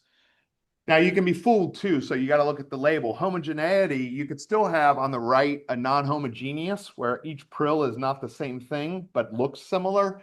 where you still would have the homogeneous on the left, which every prill contains everything and is at the same longevity. You can also buy things for prill size. If you're a propagator, you might be interested. I think every company now has some kind of nano, micro prill, which gives you better distribution in small cell systems. And then we have conventional products, which are all about the same SGN across the different companies. But the nanos may differ on the distribution of them. These can be homogeneous or non-homogeneous as well, depending on what you need. And then finally, the label. The label is really important because again, we want consistency as growers. And so for consistency, your label tells you if you're consistent. If you're making changes, that's when you need to.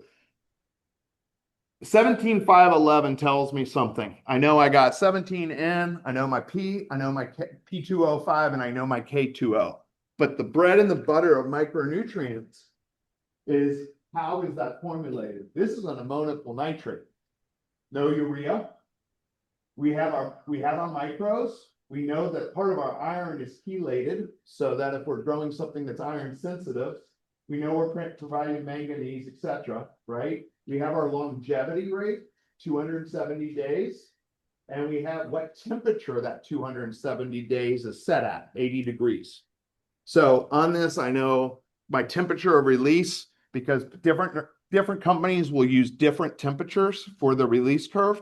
And so that's really important and gives you an idea. And then you know what your total nitrogen's coming from. And then if you read the fine print, it even tells you what it's derived from, which is really important to keep a label copy in your file so that you can compare as you're making changes and if you think any of these things will make a difference. Also, but non-beknownst to any CRF company, I think we all have a bit of a different formula for our rate calculations. So when comparing products, you might think of bag costs, but you really have to break it down into what, if you're incorporating or top dressing, what the rate is and performance is for a given substrate. Does that make sense? So one company may say you need 10 grams, while the other company may say you need 15 grams of a CRF on the top to get the same job done.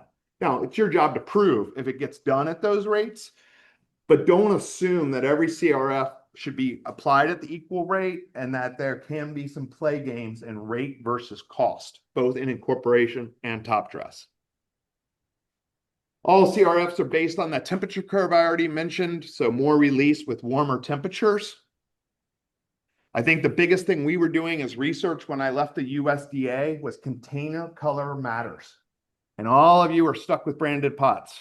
So the thing is, a white pot is 10 degrees cooler than a black pot. Could be 15 degrees cooler down here. I'm not sure. I mean, Homestead's a hot place in the summer with high sun intensity. A blue pot is somewhere between them. So your macrophyllus. My best example of this, I am a horrible hydrangea macrophylla grower. When I grow in the summer, I'm not good at it. I grew them in blue pots with rice hulls on top. I grew the best crop ever. I am 100% sure that it was partially temperature related because I had cooler roots on those macrophyllas and I was getting less root death as I was getting the sloughing from the temperatures. And macrophylla is already a finicky plant that doesn't like to go deep in the pot. And so, the branded pot could be helping you, but you can also buy white pots for general production at a very similar cost to black pots if you think you have sensitive crops. Now, the one plant that does not like to be cooler is crepe myrtle.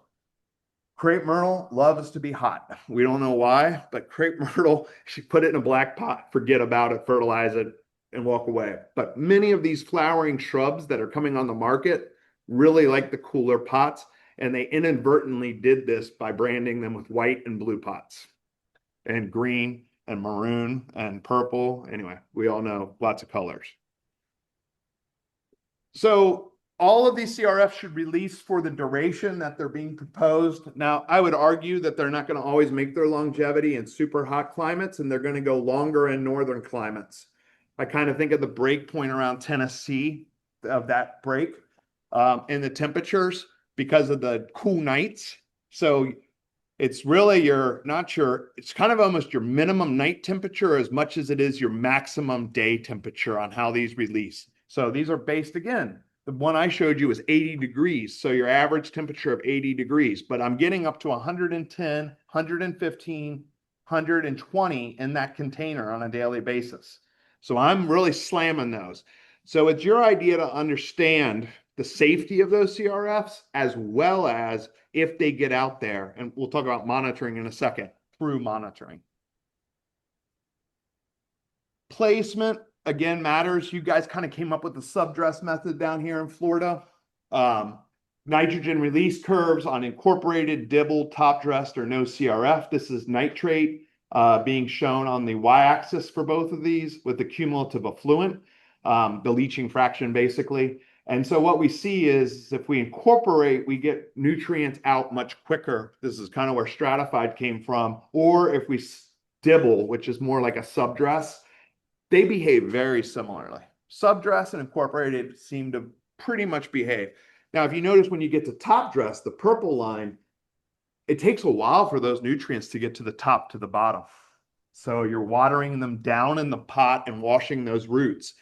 Now, on an individual, if we go to the nitrogen load curve on the right, what we see is how much we leach in an initial irrigation event. So if we subdress, dibble, or incorporate, we're pushing more nitrogen through that system at total than we are the top dress. And that's what I was talking about with that kind of nutrient release, where the top dress nutrients like dry out between and they get primed and then we push them down. This is kind of what we see with different placements. There can be benefits to this, a low salt plant, or you just don't need more nutrients, but just be aware that there is a difference in release curves. Fertilizer movement and water content. We water. If you're using water soluble fertilizer or you're drenching, I think this is most important to you. This is EC on the y-axis and the water content, how wet that substrate is before I irrigate with water soluble fertilizer, with 10 being very dry and 40% being very wet. These are vials of leachate that we get, right? And the red curve is the EC. If it's really dry and it's a bark substrate and we irrigate it, the water moves so fast through it that we basically get pure fertilizer out the bottom.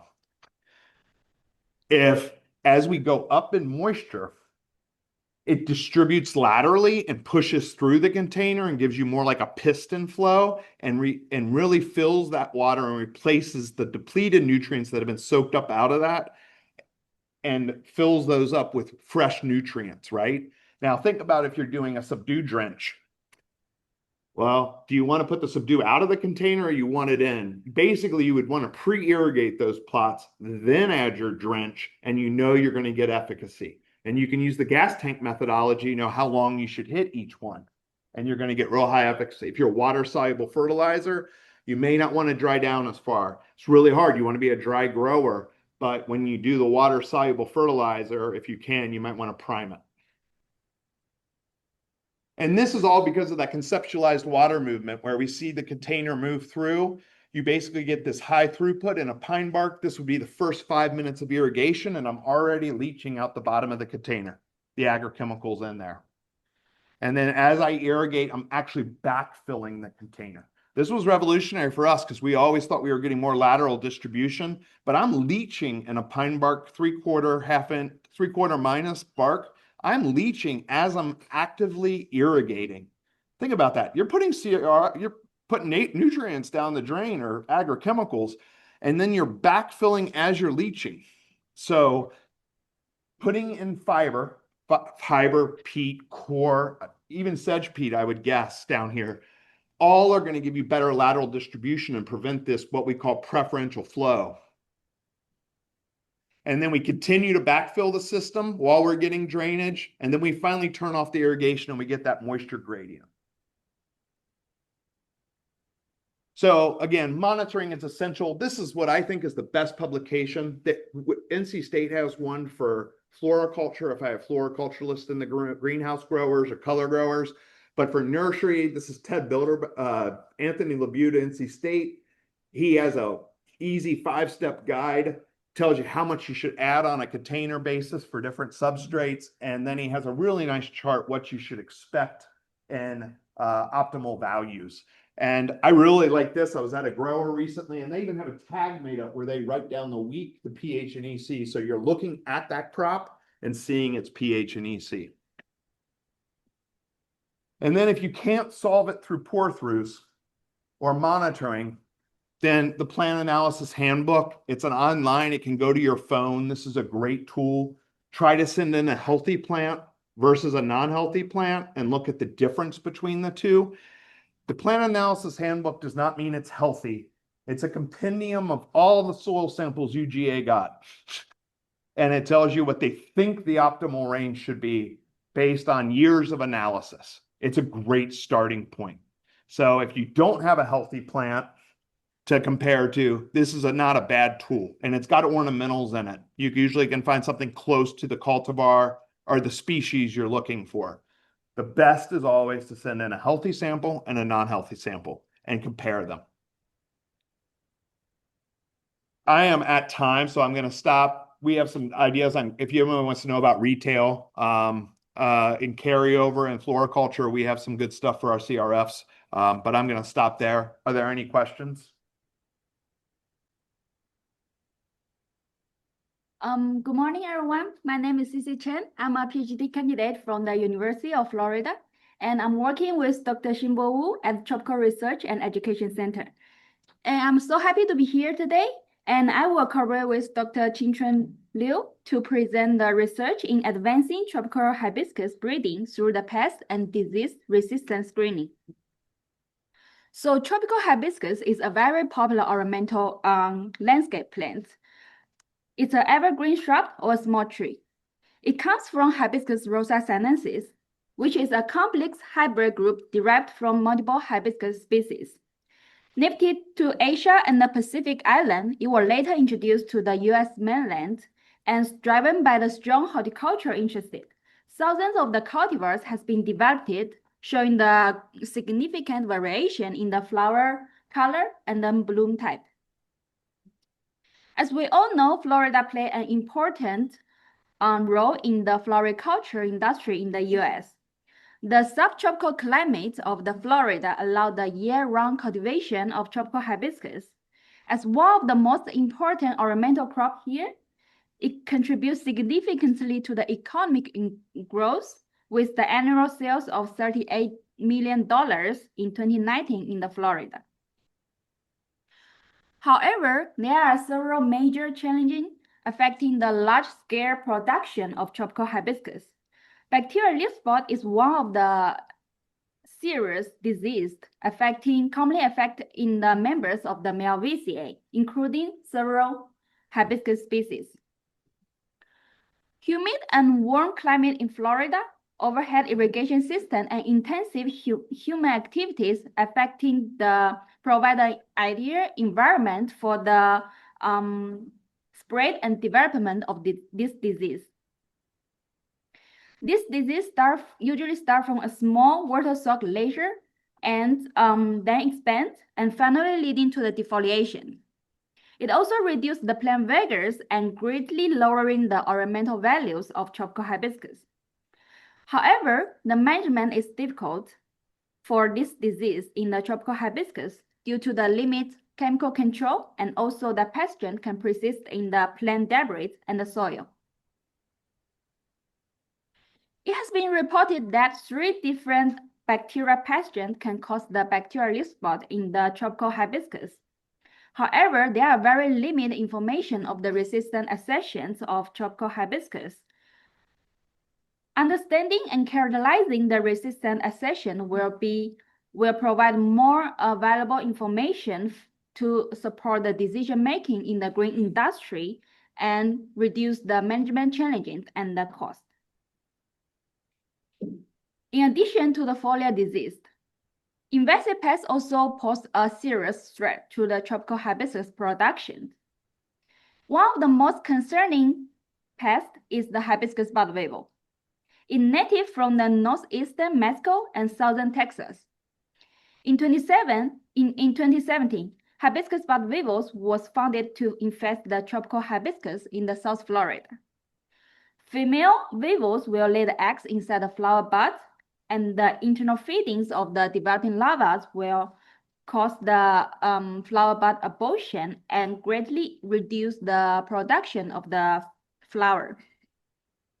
In addition, the adult weevils feed on the flower bud will affect the appearance of the flower and greatly lower the ornamental values of tropical hibiscus.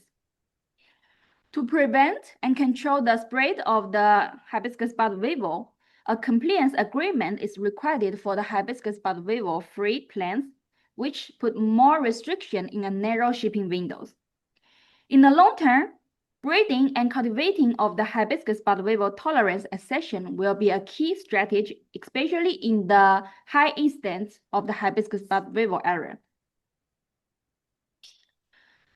To address all the challenges we mentioned above, University of Florida Tropical Research and Education Center has established a tropical hibiscus germplasm collection with 167 diverse accessions in the different flower color, bloom type, and leaf type.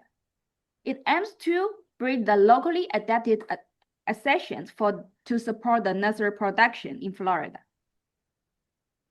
In this study, we have two objectives. The first objective is evaluate the resistance to the bacterial leaf spot. The second objective is to evaluate the tolerance to hibiscus bud weevil, and Dr. Liu will introduce the first objective.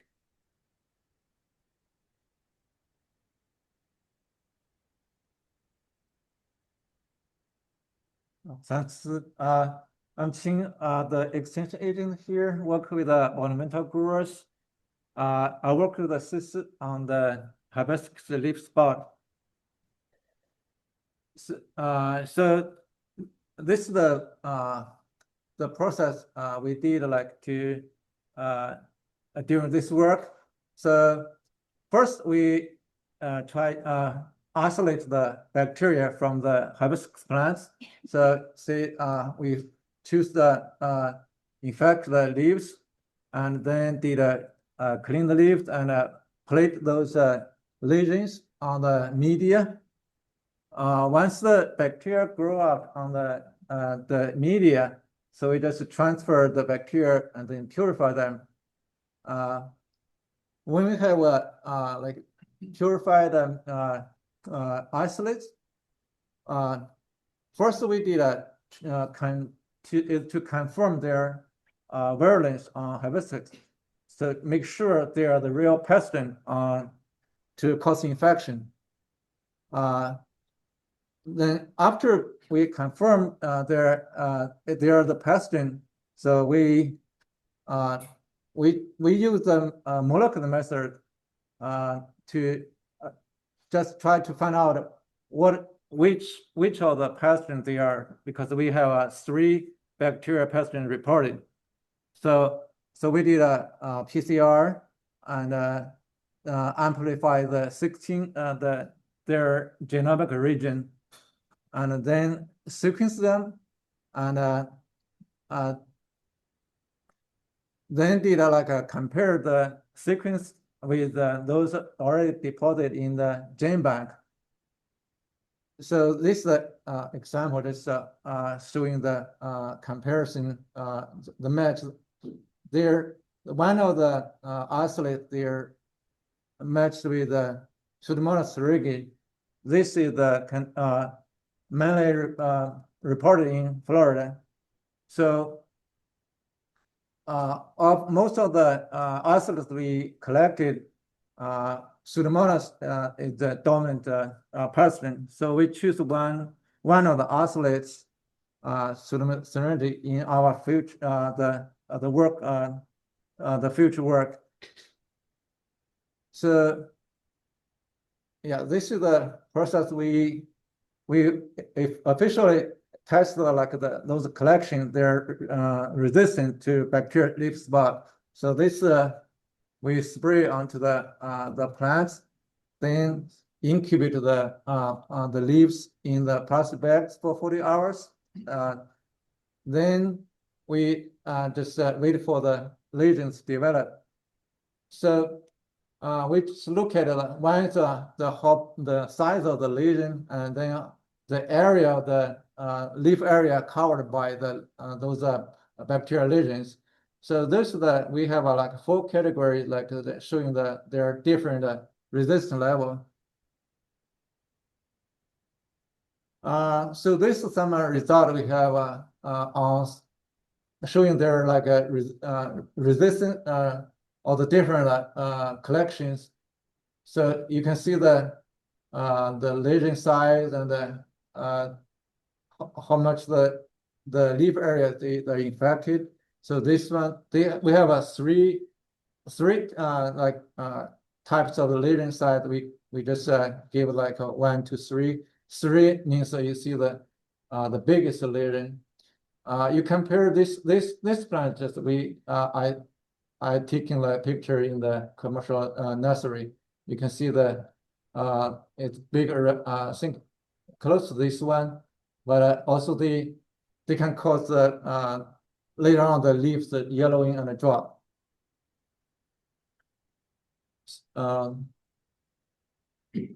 So this is the overall like the results we have for now. So this is the first evaluation we did inside the greenhouse. This is the second evaluation. After inoculation, we took the plant outside the greenhouse because we have overhead irrigation. So which is we thought it's a more favorable for this development. And yes, you look at those 3 the collection that this is the level. You look at it here. Basically, when we take the plant outside for disease develop, so that their disease, we got more disease on those plants. This one is kind of it's close between like within 2 tests, but overall, like we saw like we did see exceptions with like high tolerance to the bacterial leaf spot. They have like those 2. There's some tolerance. Those they're susceptible to bacterial leaf spot. Yeah, this result is just a part of our like work that we have. This is just an example to show you. Yeah, so in summary of the work on bacterial leaf spot, this is still in the process where we're testing more plants, and we see like a better disease development outside the greenhouse. So we will when later on we are repeated with this method. And we saw variable like the tolerance within the parasitic accession to bacterial leaf spot. It's like similarly like here I saw in the nursery. You see here the commercial. There's a commercial cultivars. This is very susceptible. You see they're big lesion and more infected leaves. And this cultivar you see a few leaves infected, but mainly on the bottom, on the top, they're very clean. And this good one is almost like I didn't see any lesions. It's I think that those are what we want to see later on, like in our work. Yeah. So in this study, for the second objective, we aim to evaluate the tolerance to hibiscus bud weevil. Here it shows the life cycles of hibiscus bud weevil. And the adult female will lay the eggs inside the flower bud, and after hatching, the insect will develop through 3 larva instars and feeding primarily on the pollen within the flower bud. And the larva will develop into the pupa stage, and then the adult emerged. The entire life cycles of hibiscus bud weevil take about 15 days under the certain conditions. And for this information, we evaluate the tolerance to hibiscus bud weevils. We collect 15 fresh flower buds from each accession every morning, and each bud will replaced in the modified petri dishes with one male and one female of the hibiscus bud weevils. And the insect were allowed to eat, to feed, mate, and oviposit in the incubator for 1 week, with the bud was replaced every day for 4 days. And according to the life cycle of the hibiscus bud weevils, we evaluate the feeding host, eggs, larvae, and adult numbers. So the removed bud will evaluate for the numbers of the feeding host and eggs on daily basis. And we also record the numbers of the larvae and adults after 15 days to assess the host resistance to hibiscus bud weevil. And finally, the data were analyzed in the RStudio using the generalized linear mixed effect model. And here is the result of the hibiscus bud weevil tolerance evaluations. And in total, we evaluated 17 different accessions. And in this figure, it shows the evaluations according to the feeding host. And the y-axis showing the different accessions of the tropical hibiscus, and the x-axis showing the feeding host numbers. From left to right is increase the numbers of the feeding host. And the accession in the top is showing more tolerance to the hibiscus bud weevil, and the accession in the bottom it shows more susceptible to the hibiscus bud weevil. And in this case, according to the feeding host evaluation, we can see Yoda pink and brilliant red, they have like highly tolerance to the hibiscus bud weevil, while the double red Arizona painted lady, they show more preference for the hibiscus bud weevil adult. And here, this is the evaluation of the eggs female weevils laid inside of the flower buds. And it's the same, we can see Yoda pink and snow queen. It shows highly tolerance to the hibiscus bud weevil, while painted lady, prison red, and Arizona show more survival rate of the eggs inside the hibiscus bud, inside the flower buds. And here is the larva numbers, and the seminal pink product of the Huggins and prison red also showing the highly susceptible to the hibiscus bud weevil. And this is the result of the emergency of females and males adults inside the flower buds after 15 days. We can see some of the accessions didn't show any of the adults emergence of the female and males in this case. However, some of the accession like Arizona, yellow tequila, double red, and painted lady, they show a highly survival rate of the adult weevils here. According to all of these factors evaluations, we can see hibiscus bud weevil has the different preference across the different accession and also the life stage. And 6 accession here include Hawaii dot, for mild yellow, Arizona, yellow tequila, double red, and painted lady. They show consistently highly levels of the feeding observations, larva development, and the adult emergency of the across all the stage. And it's suggesting they have the highly susceptible to the hibiscus bud weevil. And the Yoda pink and brilliant, they show uniformly lower levels across all the life stage, suggest they are highly tolerant to the hibiscus bud weevil. And hibiscus bud weevil primarily feed on the pollen inside the flower bud. The feeding and observation are partly depend on the size of the flower bud.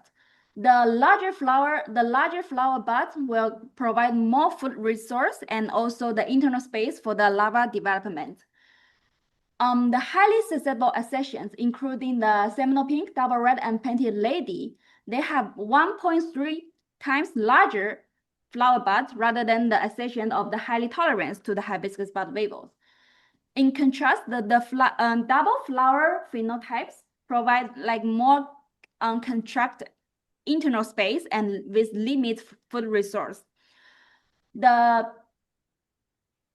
In these phenotypes, the stigma and the pollen, they emerge earlier and then they expand outward, which reduce the window times for the female weevils to lay the eggs inside the flower bud.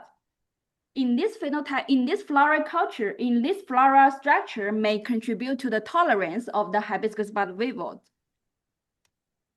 And here is the initial summaries of the evaluation to bacterial leaf spot and hibiscus bud weevil tolerance to tropical hibiscus. And Arizona, Seminole pink, and Fort Myers yellow showing highly susceptible to both bacterial leaf spot and the hibiscus bud weevils. The tolerance accession lifestyle yellow provide the valuable resource for developing the new hibiscus varieties with the durable hibiscus bud weevil tolerance and bacterial leaf spot tolerance. In the future, the availabilities of the tolerance accessions will provide the nursery to reduce the chemical control and also reduce the management cost. And for this project, I would like to thank to all the people in the ornamental plant breeding and genetics lab, ornamental entomology labs, and thanks the support from the Florida Department of Agriculture and Consumer Service, Crop Block Grant Program, FNGL, and the plant breeding program from the University of Florida. And we would like to accept any suggestion and question. Thank you. Okay, I tend to move around, so I think y'all can hear me. I'll try not to yell when I'm behind the line. So my name is Jeff Fields. I am with the University of Florida. I am a nursery extension specialist.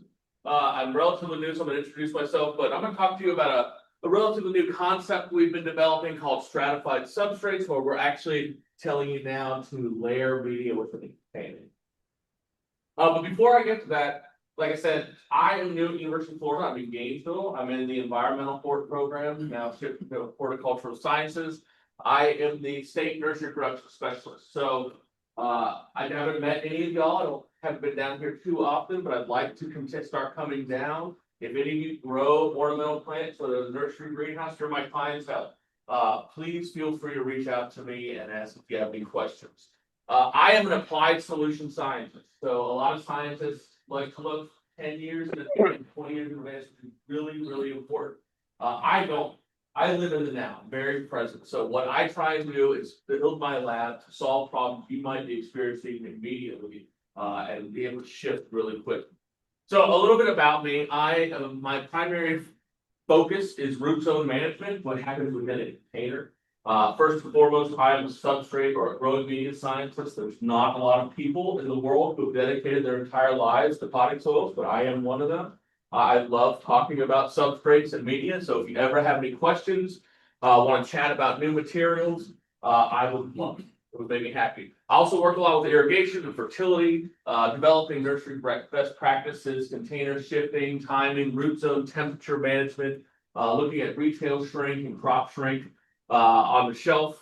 And before I was here, I was at Louisiana State University. I was a director. I did all this, but I was also director of an arboretum at Trial Garden for about 8 years. So I've become quite a plantsman. Love talking about plants. I focus on woodies, perennials, flowers, color, tree, whatever you got. If it's ornamental, I want to help you with it. So that's who I am. I'll give you my email. You can contact me anytime. But today I'm going to talk to you about a journey that I have had and a couple others that you've heard speak today to develop more efficient soils production or efficient container production. And you heard Dr. Jim Owen a couple talks ago. He was actually at Virginia Tech a while back. He was my PhD advisor.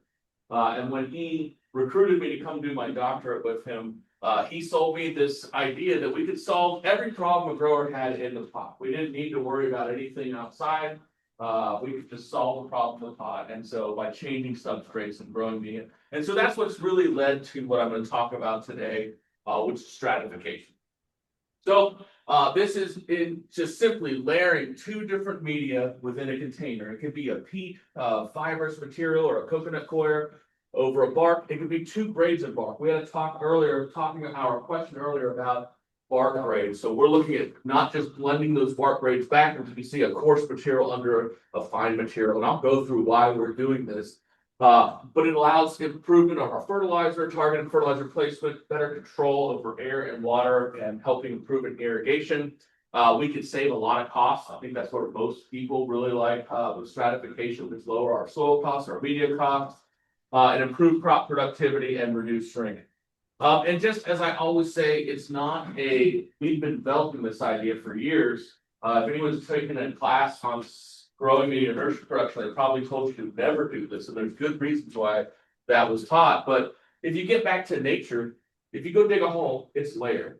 If you go to any constructed soil, whether it's a construction site, a golf course, athletic field, the soil underneath is going to be layered and engineered to improve structure, to improve drainage, to improve porosity. And we heard James talk about those concepts of air and water. And with stratification and layering, we can really manipulate that concept. So it all started with an idea of how we incorporate our fertilizer. If you mix your fertilizer throughout the container, it's throughout the container. But what if you only put it in the top half? The way it works is when you irrigate, that fertilizer comes out of the drills, slowly moves down the container through gravity with irrigation. So you lose a lot of this fertilizer out of the bottom of the pot. If you think about where your liner is or your transplant plug, it's in the top half of the container for a long time, relatively speaking, and you're losing a lot of fertilizer. So being able to just put fertilizer in the top half of the container by itself, you can save about 25% of your fertilizer costs without reducing productivity. Really interesting. Moving on, another concept is air and water balance. So if you have a container, there is a gradient of moisture in it when it sits after it's been irrigated. I think we all understand this. It's drier at the top, it's wetter at the bottom.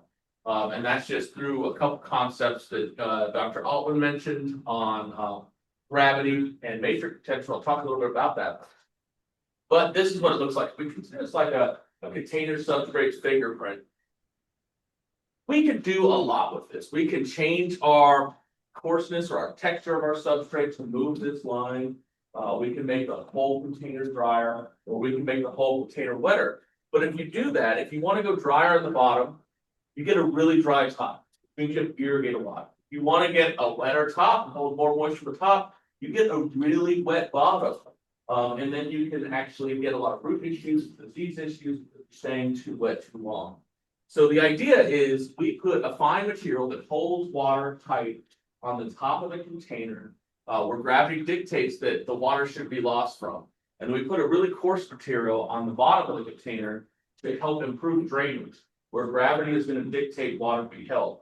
And the idea is that we make this moisture gradient more of a uniform. Now, this is an exaggeration to get the point across, but we really do see an improvement of moisture balance throughout the container.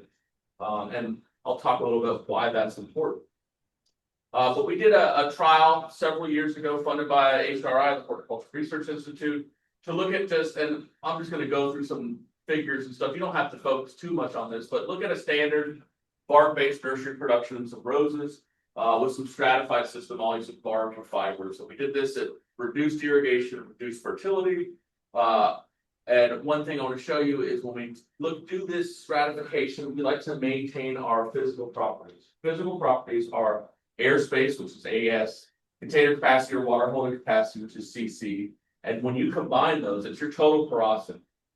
And while we're doing with stratifications, we're rebalancing air and water within a container, but we're not adding more air or adding more water. We're maintaining our porosity at the same level. And that's really important because we don't want to stratify to shrink porosity. Now, this is just a month or two of growth on some roses to show you. This was a control crop done just like it would be at a nursery of a shrub rose, a drift rose. All bark, standard mix with full fertilizer, full irrigation. And these are stratified treatments, but all using reduced fertilizer, but localized in the top half of the container. And we see that improved growth with less fertility. And that got us really excited because we're putting all that fertilizer where the plant needs it as opposed to down the bottom. Okay. We did another trial with our stratified bark treatments. Looked at different irrigation applications where we reduced our irrigation, but we also split it up into 3 individual irrigations, getting the same total volume of water throughout the day. These are growth index, and I'm going to walk you through it. I don't really need you to focus on the different what these are, but these are different irrigation applications. The black line is a control mix, what we would see in a normal nursery, and the colored lines are the stratified systems. And in all the with less fertilizer. All these colored ones have reduced fertilizer. And in every situation, stratified treatments, whether it's full irrigation or really reduced irrigation, outgrow the standard treatment with less fertilizer. This was a Laura Peddler crop a couple years ago in a 3-gallon container. So really exciting. We wanted to see if there's a way we could do this simply and effectively. So what we looked at was we got a screener and we screened our bark. You've heard that a couple times today.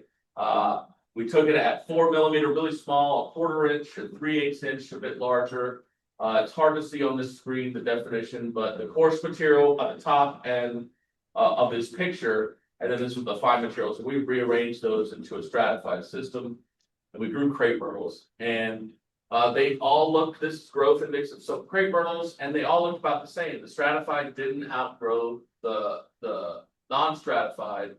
But it was the same, it wasn't less. But what we did notice was a much stronger root system in the stratified. So we cut the roots in half at the strata. The blue is the amount of roots at the bottom of the container, the red at the top. This is a control. And just for time's sake, I'm not going to go too much into this, but if you stack these two bars together, that's the total root mass in the container. And we see in some cases equal, some cases up to 4 times as much root productivity in the container as we get with the same top. So without losing that biomass of what you're actually selling, we're improving root systems. And this was really exciting. And I'll touch on this in just a second. But what I think most exciting with stratification was the concept that we can use reduced high cost substrate media without losing productivity or changing our production practices. So if we were to take half of a container and fill it with a cheap bark, that at the time we could get landed for maybe $20 a yard. And then half of the container with our mix that might have cost up to $200 a yard, maybe a little less. In the top half, we can cut our substrate costs by at least just about 50%. And that was exciting without any changes. And we grow a crop and we took it out too long, but this is where our production would have finished it's a large container. If you want to look at roots. But you can see the stratified on the bottom, a nice, really heavy flower, compact plant. The top also a lot of flowers. It got a little out of control. In the non-stratified, and then just for fun, we took it out. But there wasn't a lot of difference in biomass. But if you look at the root system again, in our non-stratified, this is what you might normally see. Now, I know you're not growing continuous in a trade one, but we want to do it because we want to look at roots a little more. But looks healthy, really happy with that. In a stratified, we see a really different rooting. And so the roots really explore the top half, that really nice material.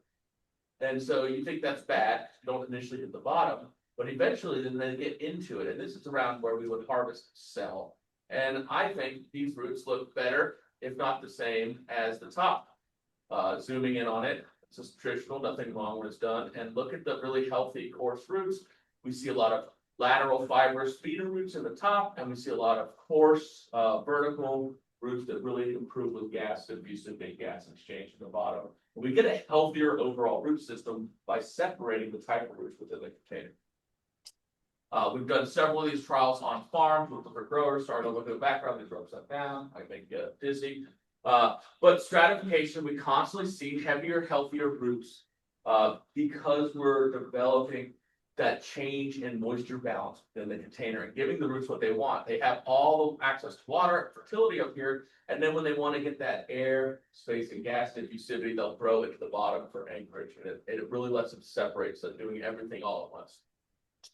I had a student, we wanted to really understand how this worked and the root architecture of this, so we grew some plants in these root boxes. And he traced them every day. He really liked tracing roots. And so I appreciate his effort in this. But we made this really neat slideshow where this is a standard production and this is a stratified system. And you can see as they go down, after about 10 days, the standard one hits the bottom. And well, I think that's better. I mean, I do too. Like pull it out, we look for a root on the bottom. And so this actually won. But if you think about in a landscape where the plants evolve, they're healthier when you have a wider rooting angle. It gets quicker establishment. So we see wider rooting angles in the stratified system. So we're growing out and then down instead of down and then out. which is not natural, but it's what we typically force in a soilless system. So we get, the stratification helps it get back to more of a natural root growth and natural root architecture. As time goes on, the stratified eventually catches up and then surpasses. And you can see just they're both very well rooted, heavily rooted, but there's less height on this one than there in that. So we're growing the same plant with much stronger root system, which helps with landscape success. Once it comes off the shelf and someone puts it in their yard or a petunia or a tree, we get better success and transfer with these stratified improved roots. We did up at the USDA ARS in Worcester. That student went up. His name is Chris. He's at Virginia now. But we grew some sunflowers in columns so we could just really understand a very small PVC column. And in a stratified system, when we measure the total root length, we get 32 feet more of rooting in that small little PVC column. So consider it a container what you would get. So it's just a significant increase in root mass and root productivity. And it's separating where you have nice feeder, healthy roots and really coarse roots that can help anchorage and gas exchange. Now moving to what is back to what I mentioned with the peat. What's even more exciting as we continue to look at ways to cut costly material, whether it's peat, whether it's Florida peat, whether it's coconut coir.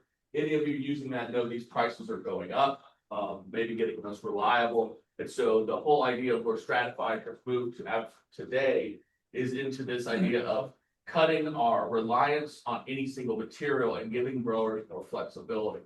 So like I said, we've known for a while, we can instantly just use other material at the bottom of a container and grow a good plant. A lot of you are using wood fibers. Wood fibers make a great substrata. So there's pine bark. There's a lot of different material that you can find on hand. So I'll just show you a quick experiment we did where we looked at a standard peat perlite mix and a standard coconut coir and perlite mix. So a peat free. These are non-stratified basically. And then we looked at those over a bark or a wood fiber. And we did not make any irrigation or fertility adjustments because what our goal is that as a grower, you won't have to change any besides your medium. And this is growth. The black lines are the peat base, the blue lines the coir base. And a slight different improvement in growth with peat over coir, but again, we made no irrigation or fertility adjustments. But what you could look at, again, we grew petunia because they're quick and easy. This is a standard, the standard root mass. These are stratified, the same productivity on the top. Healthier, better, more root system. Going to a coconut coir base mix, no peat at all. Same productivity, maybe even a little better with the stratification. And again, healthier root system with stratification. And these just needed a little extra time, but we wanted to cut it at the same time they've been cut out. What I'm super excited to share, this is our most recent research. We actually harvested this just a couple weeks ago. Is we took this one step further and we looked at several different spot substrata materials in the bottom of a container. So each of those instantly cutting peat that we were using by 50%. Then we reconstituted wood into the top halves to further reduce the peat use. And we got down to a 30% wood fiber in the top half as a peat alternative and a 50% or a 100% replacement in the bottom half. And grew the same plant without changing fertilizer irrigation. And so we cut peat by 85%. Didn't change fertility, didn't change irrigation, and grew the same plant. Now this is very new. We're going to try this with some more materials and evaluate it on different systems in woodies and other flowers. But the idea that we can take this material that's really important and we can still use it and get the benefits out of it, but cut it so much with filler material or products you might have on hand, byproducts, is extremely exciting to us, especially if we get down to 15%. That's one of our main goals, to reduce that. So using filler materials in stratified system is something that we're really exploring. Like I said, filler materials, it might be things you have on, it might be wood chip, it might be some engineered wood fiber, it might be bark. I'll talk about sugarcane bagasse in a bit. It might be some other byproduct you have on hand. But when you're doing this, I do encourage anyone to evaluate it. We don't want anyone to jump wholesale into the system, and I know no one here would. But I encourage you to try it because I think there's a lot of opportunities for you, and I'm more than happy to help you out. Just know that some materials are not suitable. I've been talking to growers, all over the country about using filler materials. I've actually seen some really crazy stuff put in the bottom of the container, so not anything works.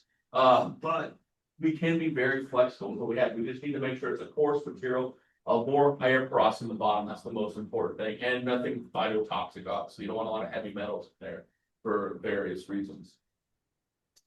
Okay, I know I'm going quick because I've got a few more things, but I get 3 questions all the time with stratification, and I want to answer those. Or maybe you have, or maybe not.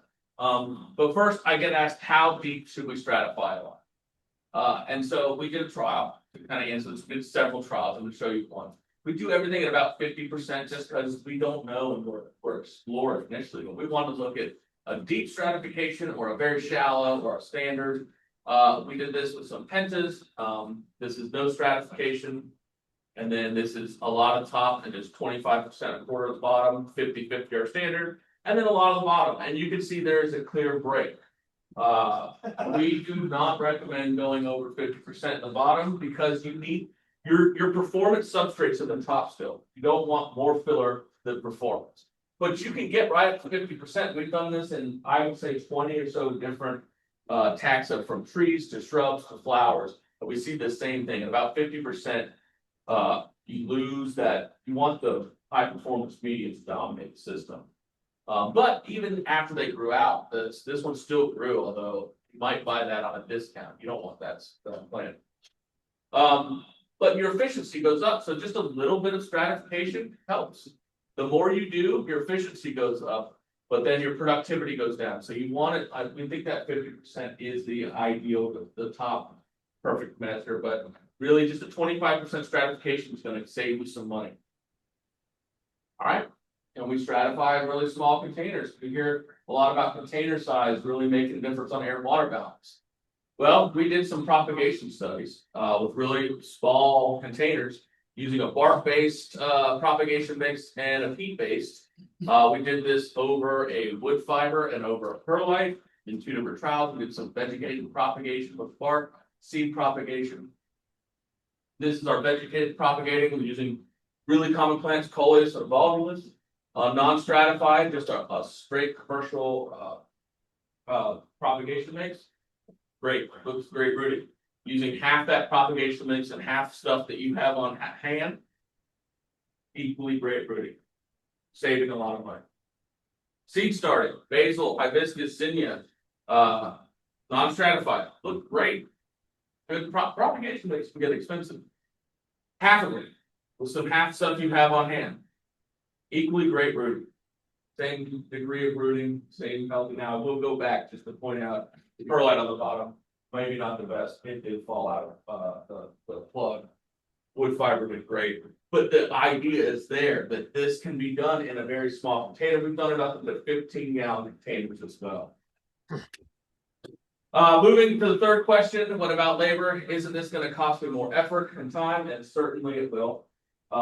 This is something we're working on a lot, but we are hoping that the reduction of savings in your media, your fertility, your irrigation will eventually get you that ROI. But if not, I'm working with a couple companies to develop stratified filling machines so you can put them in line. And so that's the idea. Eventually we want to automate this. So these are just a couple ideas that we're looking at. You've seen dual hopper systems, but if we can modify these so a plant goes down a conveyor belt, gets filled halfway, and then gets filled the other half, you can put your fertilizer on that top. You can put a coarse material on the bottom and a nice material on the top. And we just have to partition these two and provide an extra return to get your media back, which is, turns out not too difficult. But there's also top dressing machines. There's a lot of work in top dressing for urban weed prevention. And those systems are out there. So with minor modifications, you can turn a top dressing machine into a stratified filling machine. So many of you might already have the systems in your line already that just need minor modifications. So this answer is not as definite as the other, but we are working on this, and we hope in the next couple of years we will have these on the market ready to go. Not me, I don't sell anything except for ideas. But someone's going to have these on the market to sell. So overall, and got a few more minutes, the benefits of stratification, we were just thinking outside the box, I think continues to grow. I am very honored to have heard people, growers and scientists around the country and world say this is an innovative technique, one of the most innovative techniques that's happened in soils media in decades, which again, I don't think it's that. It's dig a hole outside. That's what stratified is. It's layering. It's just taking concepts everyone else is using and putting them into our systems. But we are seeing improved growth, both tops and roots in different situations. We can benefit by reducing the resources to grow the same plant, particularly peat and coir or any other costly substrate material that we need. We can improve our sustainability and circularity, which is always nice if we can, and while still being cost effective. I didn't mention it, but because we have a lot of air porosity in the bottom of the roots, we see anecdotally a lot less root rot issues. And so we have trials going on to quantify that. So I don't want to make that claim, although I kind of am because I know it works. We haven't done the data and stats on it. And we also, what's really exciting, we see labs across, as we introduce this concept, labs across the world, research labs are adopting this and building stratified research programs of their own. And so that's just really exciting to see this concept take off. But I mentioned shrink because sometimes we have accidental stress tests where irrigation goes out. And we see this over and over where the water will go out, it'll be a warm day, and we'll see wilting in our standard mix. But in the stratification, because of how the water balance, the air balance, the fibers reach the top, we see less stress emerge, or it's slower to emerge. And so we have trials going in right now, or they're ongoing right now. We believe we can improve shelf life. And this is one of the most exciting things. And get you that longevity in retail, especially if the retail setting might not be the most proficient water for irrigators. We can make these plants last, or help these plants last just slightly longer on the shelf before they're rolled through stratification because of the root manipulation. Very excited with that. Okay, so for my last 5 minutes, I'm sorry I went quick, but I want to introduce an entirely new concept to you we'll be dealing with for the rest of the day.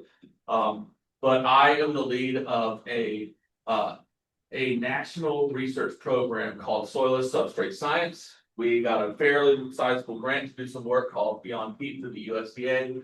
And the whole idea is we've been doing the same substrate work for 60 years. And about the late 50s, the 60s, the peat revolution happened.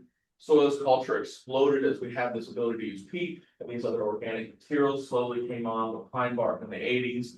And soilless culture, or growing plants in containers on the field, has continually grown in popularity, not just in the US and not just in the ornamentals, but across the world and in all different horticultural sectors. And the truth is, we weren't expecting it. You could say I don't think that the industry was expecting this. And there's just not enough substrate to go around to satisfy these needs in the world over the next 20, 30 years. And so I'm leading a group of scientists, many of whom are here today. You've heard talk already on soilless substrate science, on ushering in this third paradigm of substrates and container production. And so we are looking at domestically sourced biomasses and altered byproducts and ag fibers from across the country and regionality that can be used as substrate materials. We are looking at processing methods, how we split these materials up, how we grind them, how we stabilize these materials so they can be used as effective substrate components. And we're also looking at how it changes for you as the grower. What changes you need to use to have this? Because the idea is, and we really want to make a strong point, we're not against peat, we're not against coir, but sometimes these things become less available. We're really far south here. You probably don't use a lot of Canadian peat. But you use Florida peat, as we've heard. Currently, they're not going to open up new Florida peat reserves from what we've been told. So once what we have is harvested, that's going to go away. So the idea is to provide options and flexibility for you as growers as time goes on. So when something happens, or if there is a core shortage, or if, like we might have seen, the price of coconut goes up 400% in a few months, or peat moss, you just can't get it because there's a shortage in Canada. You have opportunities, and you have the science already input. And so I want to mention, because I don't want to go too far in it, that I work a lot with, because I'm from Florida, I'm back in Florida, but I spent most of my career in Louisiana. So my whole life I've been around the sugar industry. Y'all are now around this a lot. And one of our most promising outputs is sugarcane bagasse. It's this spent fiber of sugar. We did trials in Louisiana, where we grew plants with different levels of wood and different levels of sugarcane. And showed that up to 30%, we really can grow these plants without really changing, affecting it negatively. And this is what it looks like there, Louisiana. Louisiana bagasse is very similar. There are slight differences. But we can also process this to make a really nice uniform product. This is a standard bagasse. We could run it through a mill at 4 millimeters or 6 millimeters. 4 millimeters really replicates a peat-like product and get even more uniformity. And here's just a control of a peat perlite mix, and then here's with 15 and 30, 15 and 30% 4 millimeter and 15 and 30% 6 millimeter bagasse mixed in, and you see improved growth even when we cut the fertility, and that's because you can benefit from the fertilizer fertility that was used to grow the sugar when you use these bagasse, things like that. Yes, sir. On that note, wouldn't it be possible for contamination of herbicides that are used for selective in sugarcane to be part of that? It is possible, and so that's why we process and stabilize these to get rid of a lot of that ahead of time. So I wouldn't just go grab it from the mill and run it right in. You want to age it, and so we're actually doing some stages, some research to aid and finding out just how to age it. But a lot of that volatilizes out pretty quick. But this is the whole idea, exactly. We want beyond peat soil substrate science is looking at biomasses and say how we can take them from the byproducts and make them viable for you as a grower. Because a lot of things, because the truth is with peat, and I'm going off topic, we're not going to stumble across some brand new resource on the planet Earth that has the volume we need. It's a better product than peat or bark or cord. It's just not going to happen. We know it exists. And so we have to find out how we can manipulate and process the materials that we do have access to give us similar properties. So that's the whole idea of the concept. And I bring this up because the very next session we're going to have is all about soil substrate science. And so what we need is information from you to help us move these projects. When you have these very large multi-institutional USDA funded projects, we want to make sure that we're applicable to the stakeholders, because we many times as scientists and substrate nerds can get into a room and think about what the future is and go way off topic. And so what we're going to ask you for in about just a few minutes as we get set up is to help us with a listening session to give your feedback once you hear what we're doing and what our ideas are. So just in a second. But until then, again, I'm going to give you my email address. If you are growing ornamental plants in the state of Florida, you are my clientele, and I'm here to help you. So please reach out if you have any questions, especially surrounding media, fertility, irrigation, temperature management. That's what I enjoy.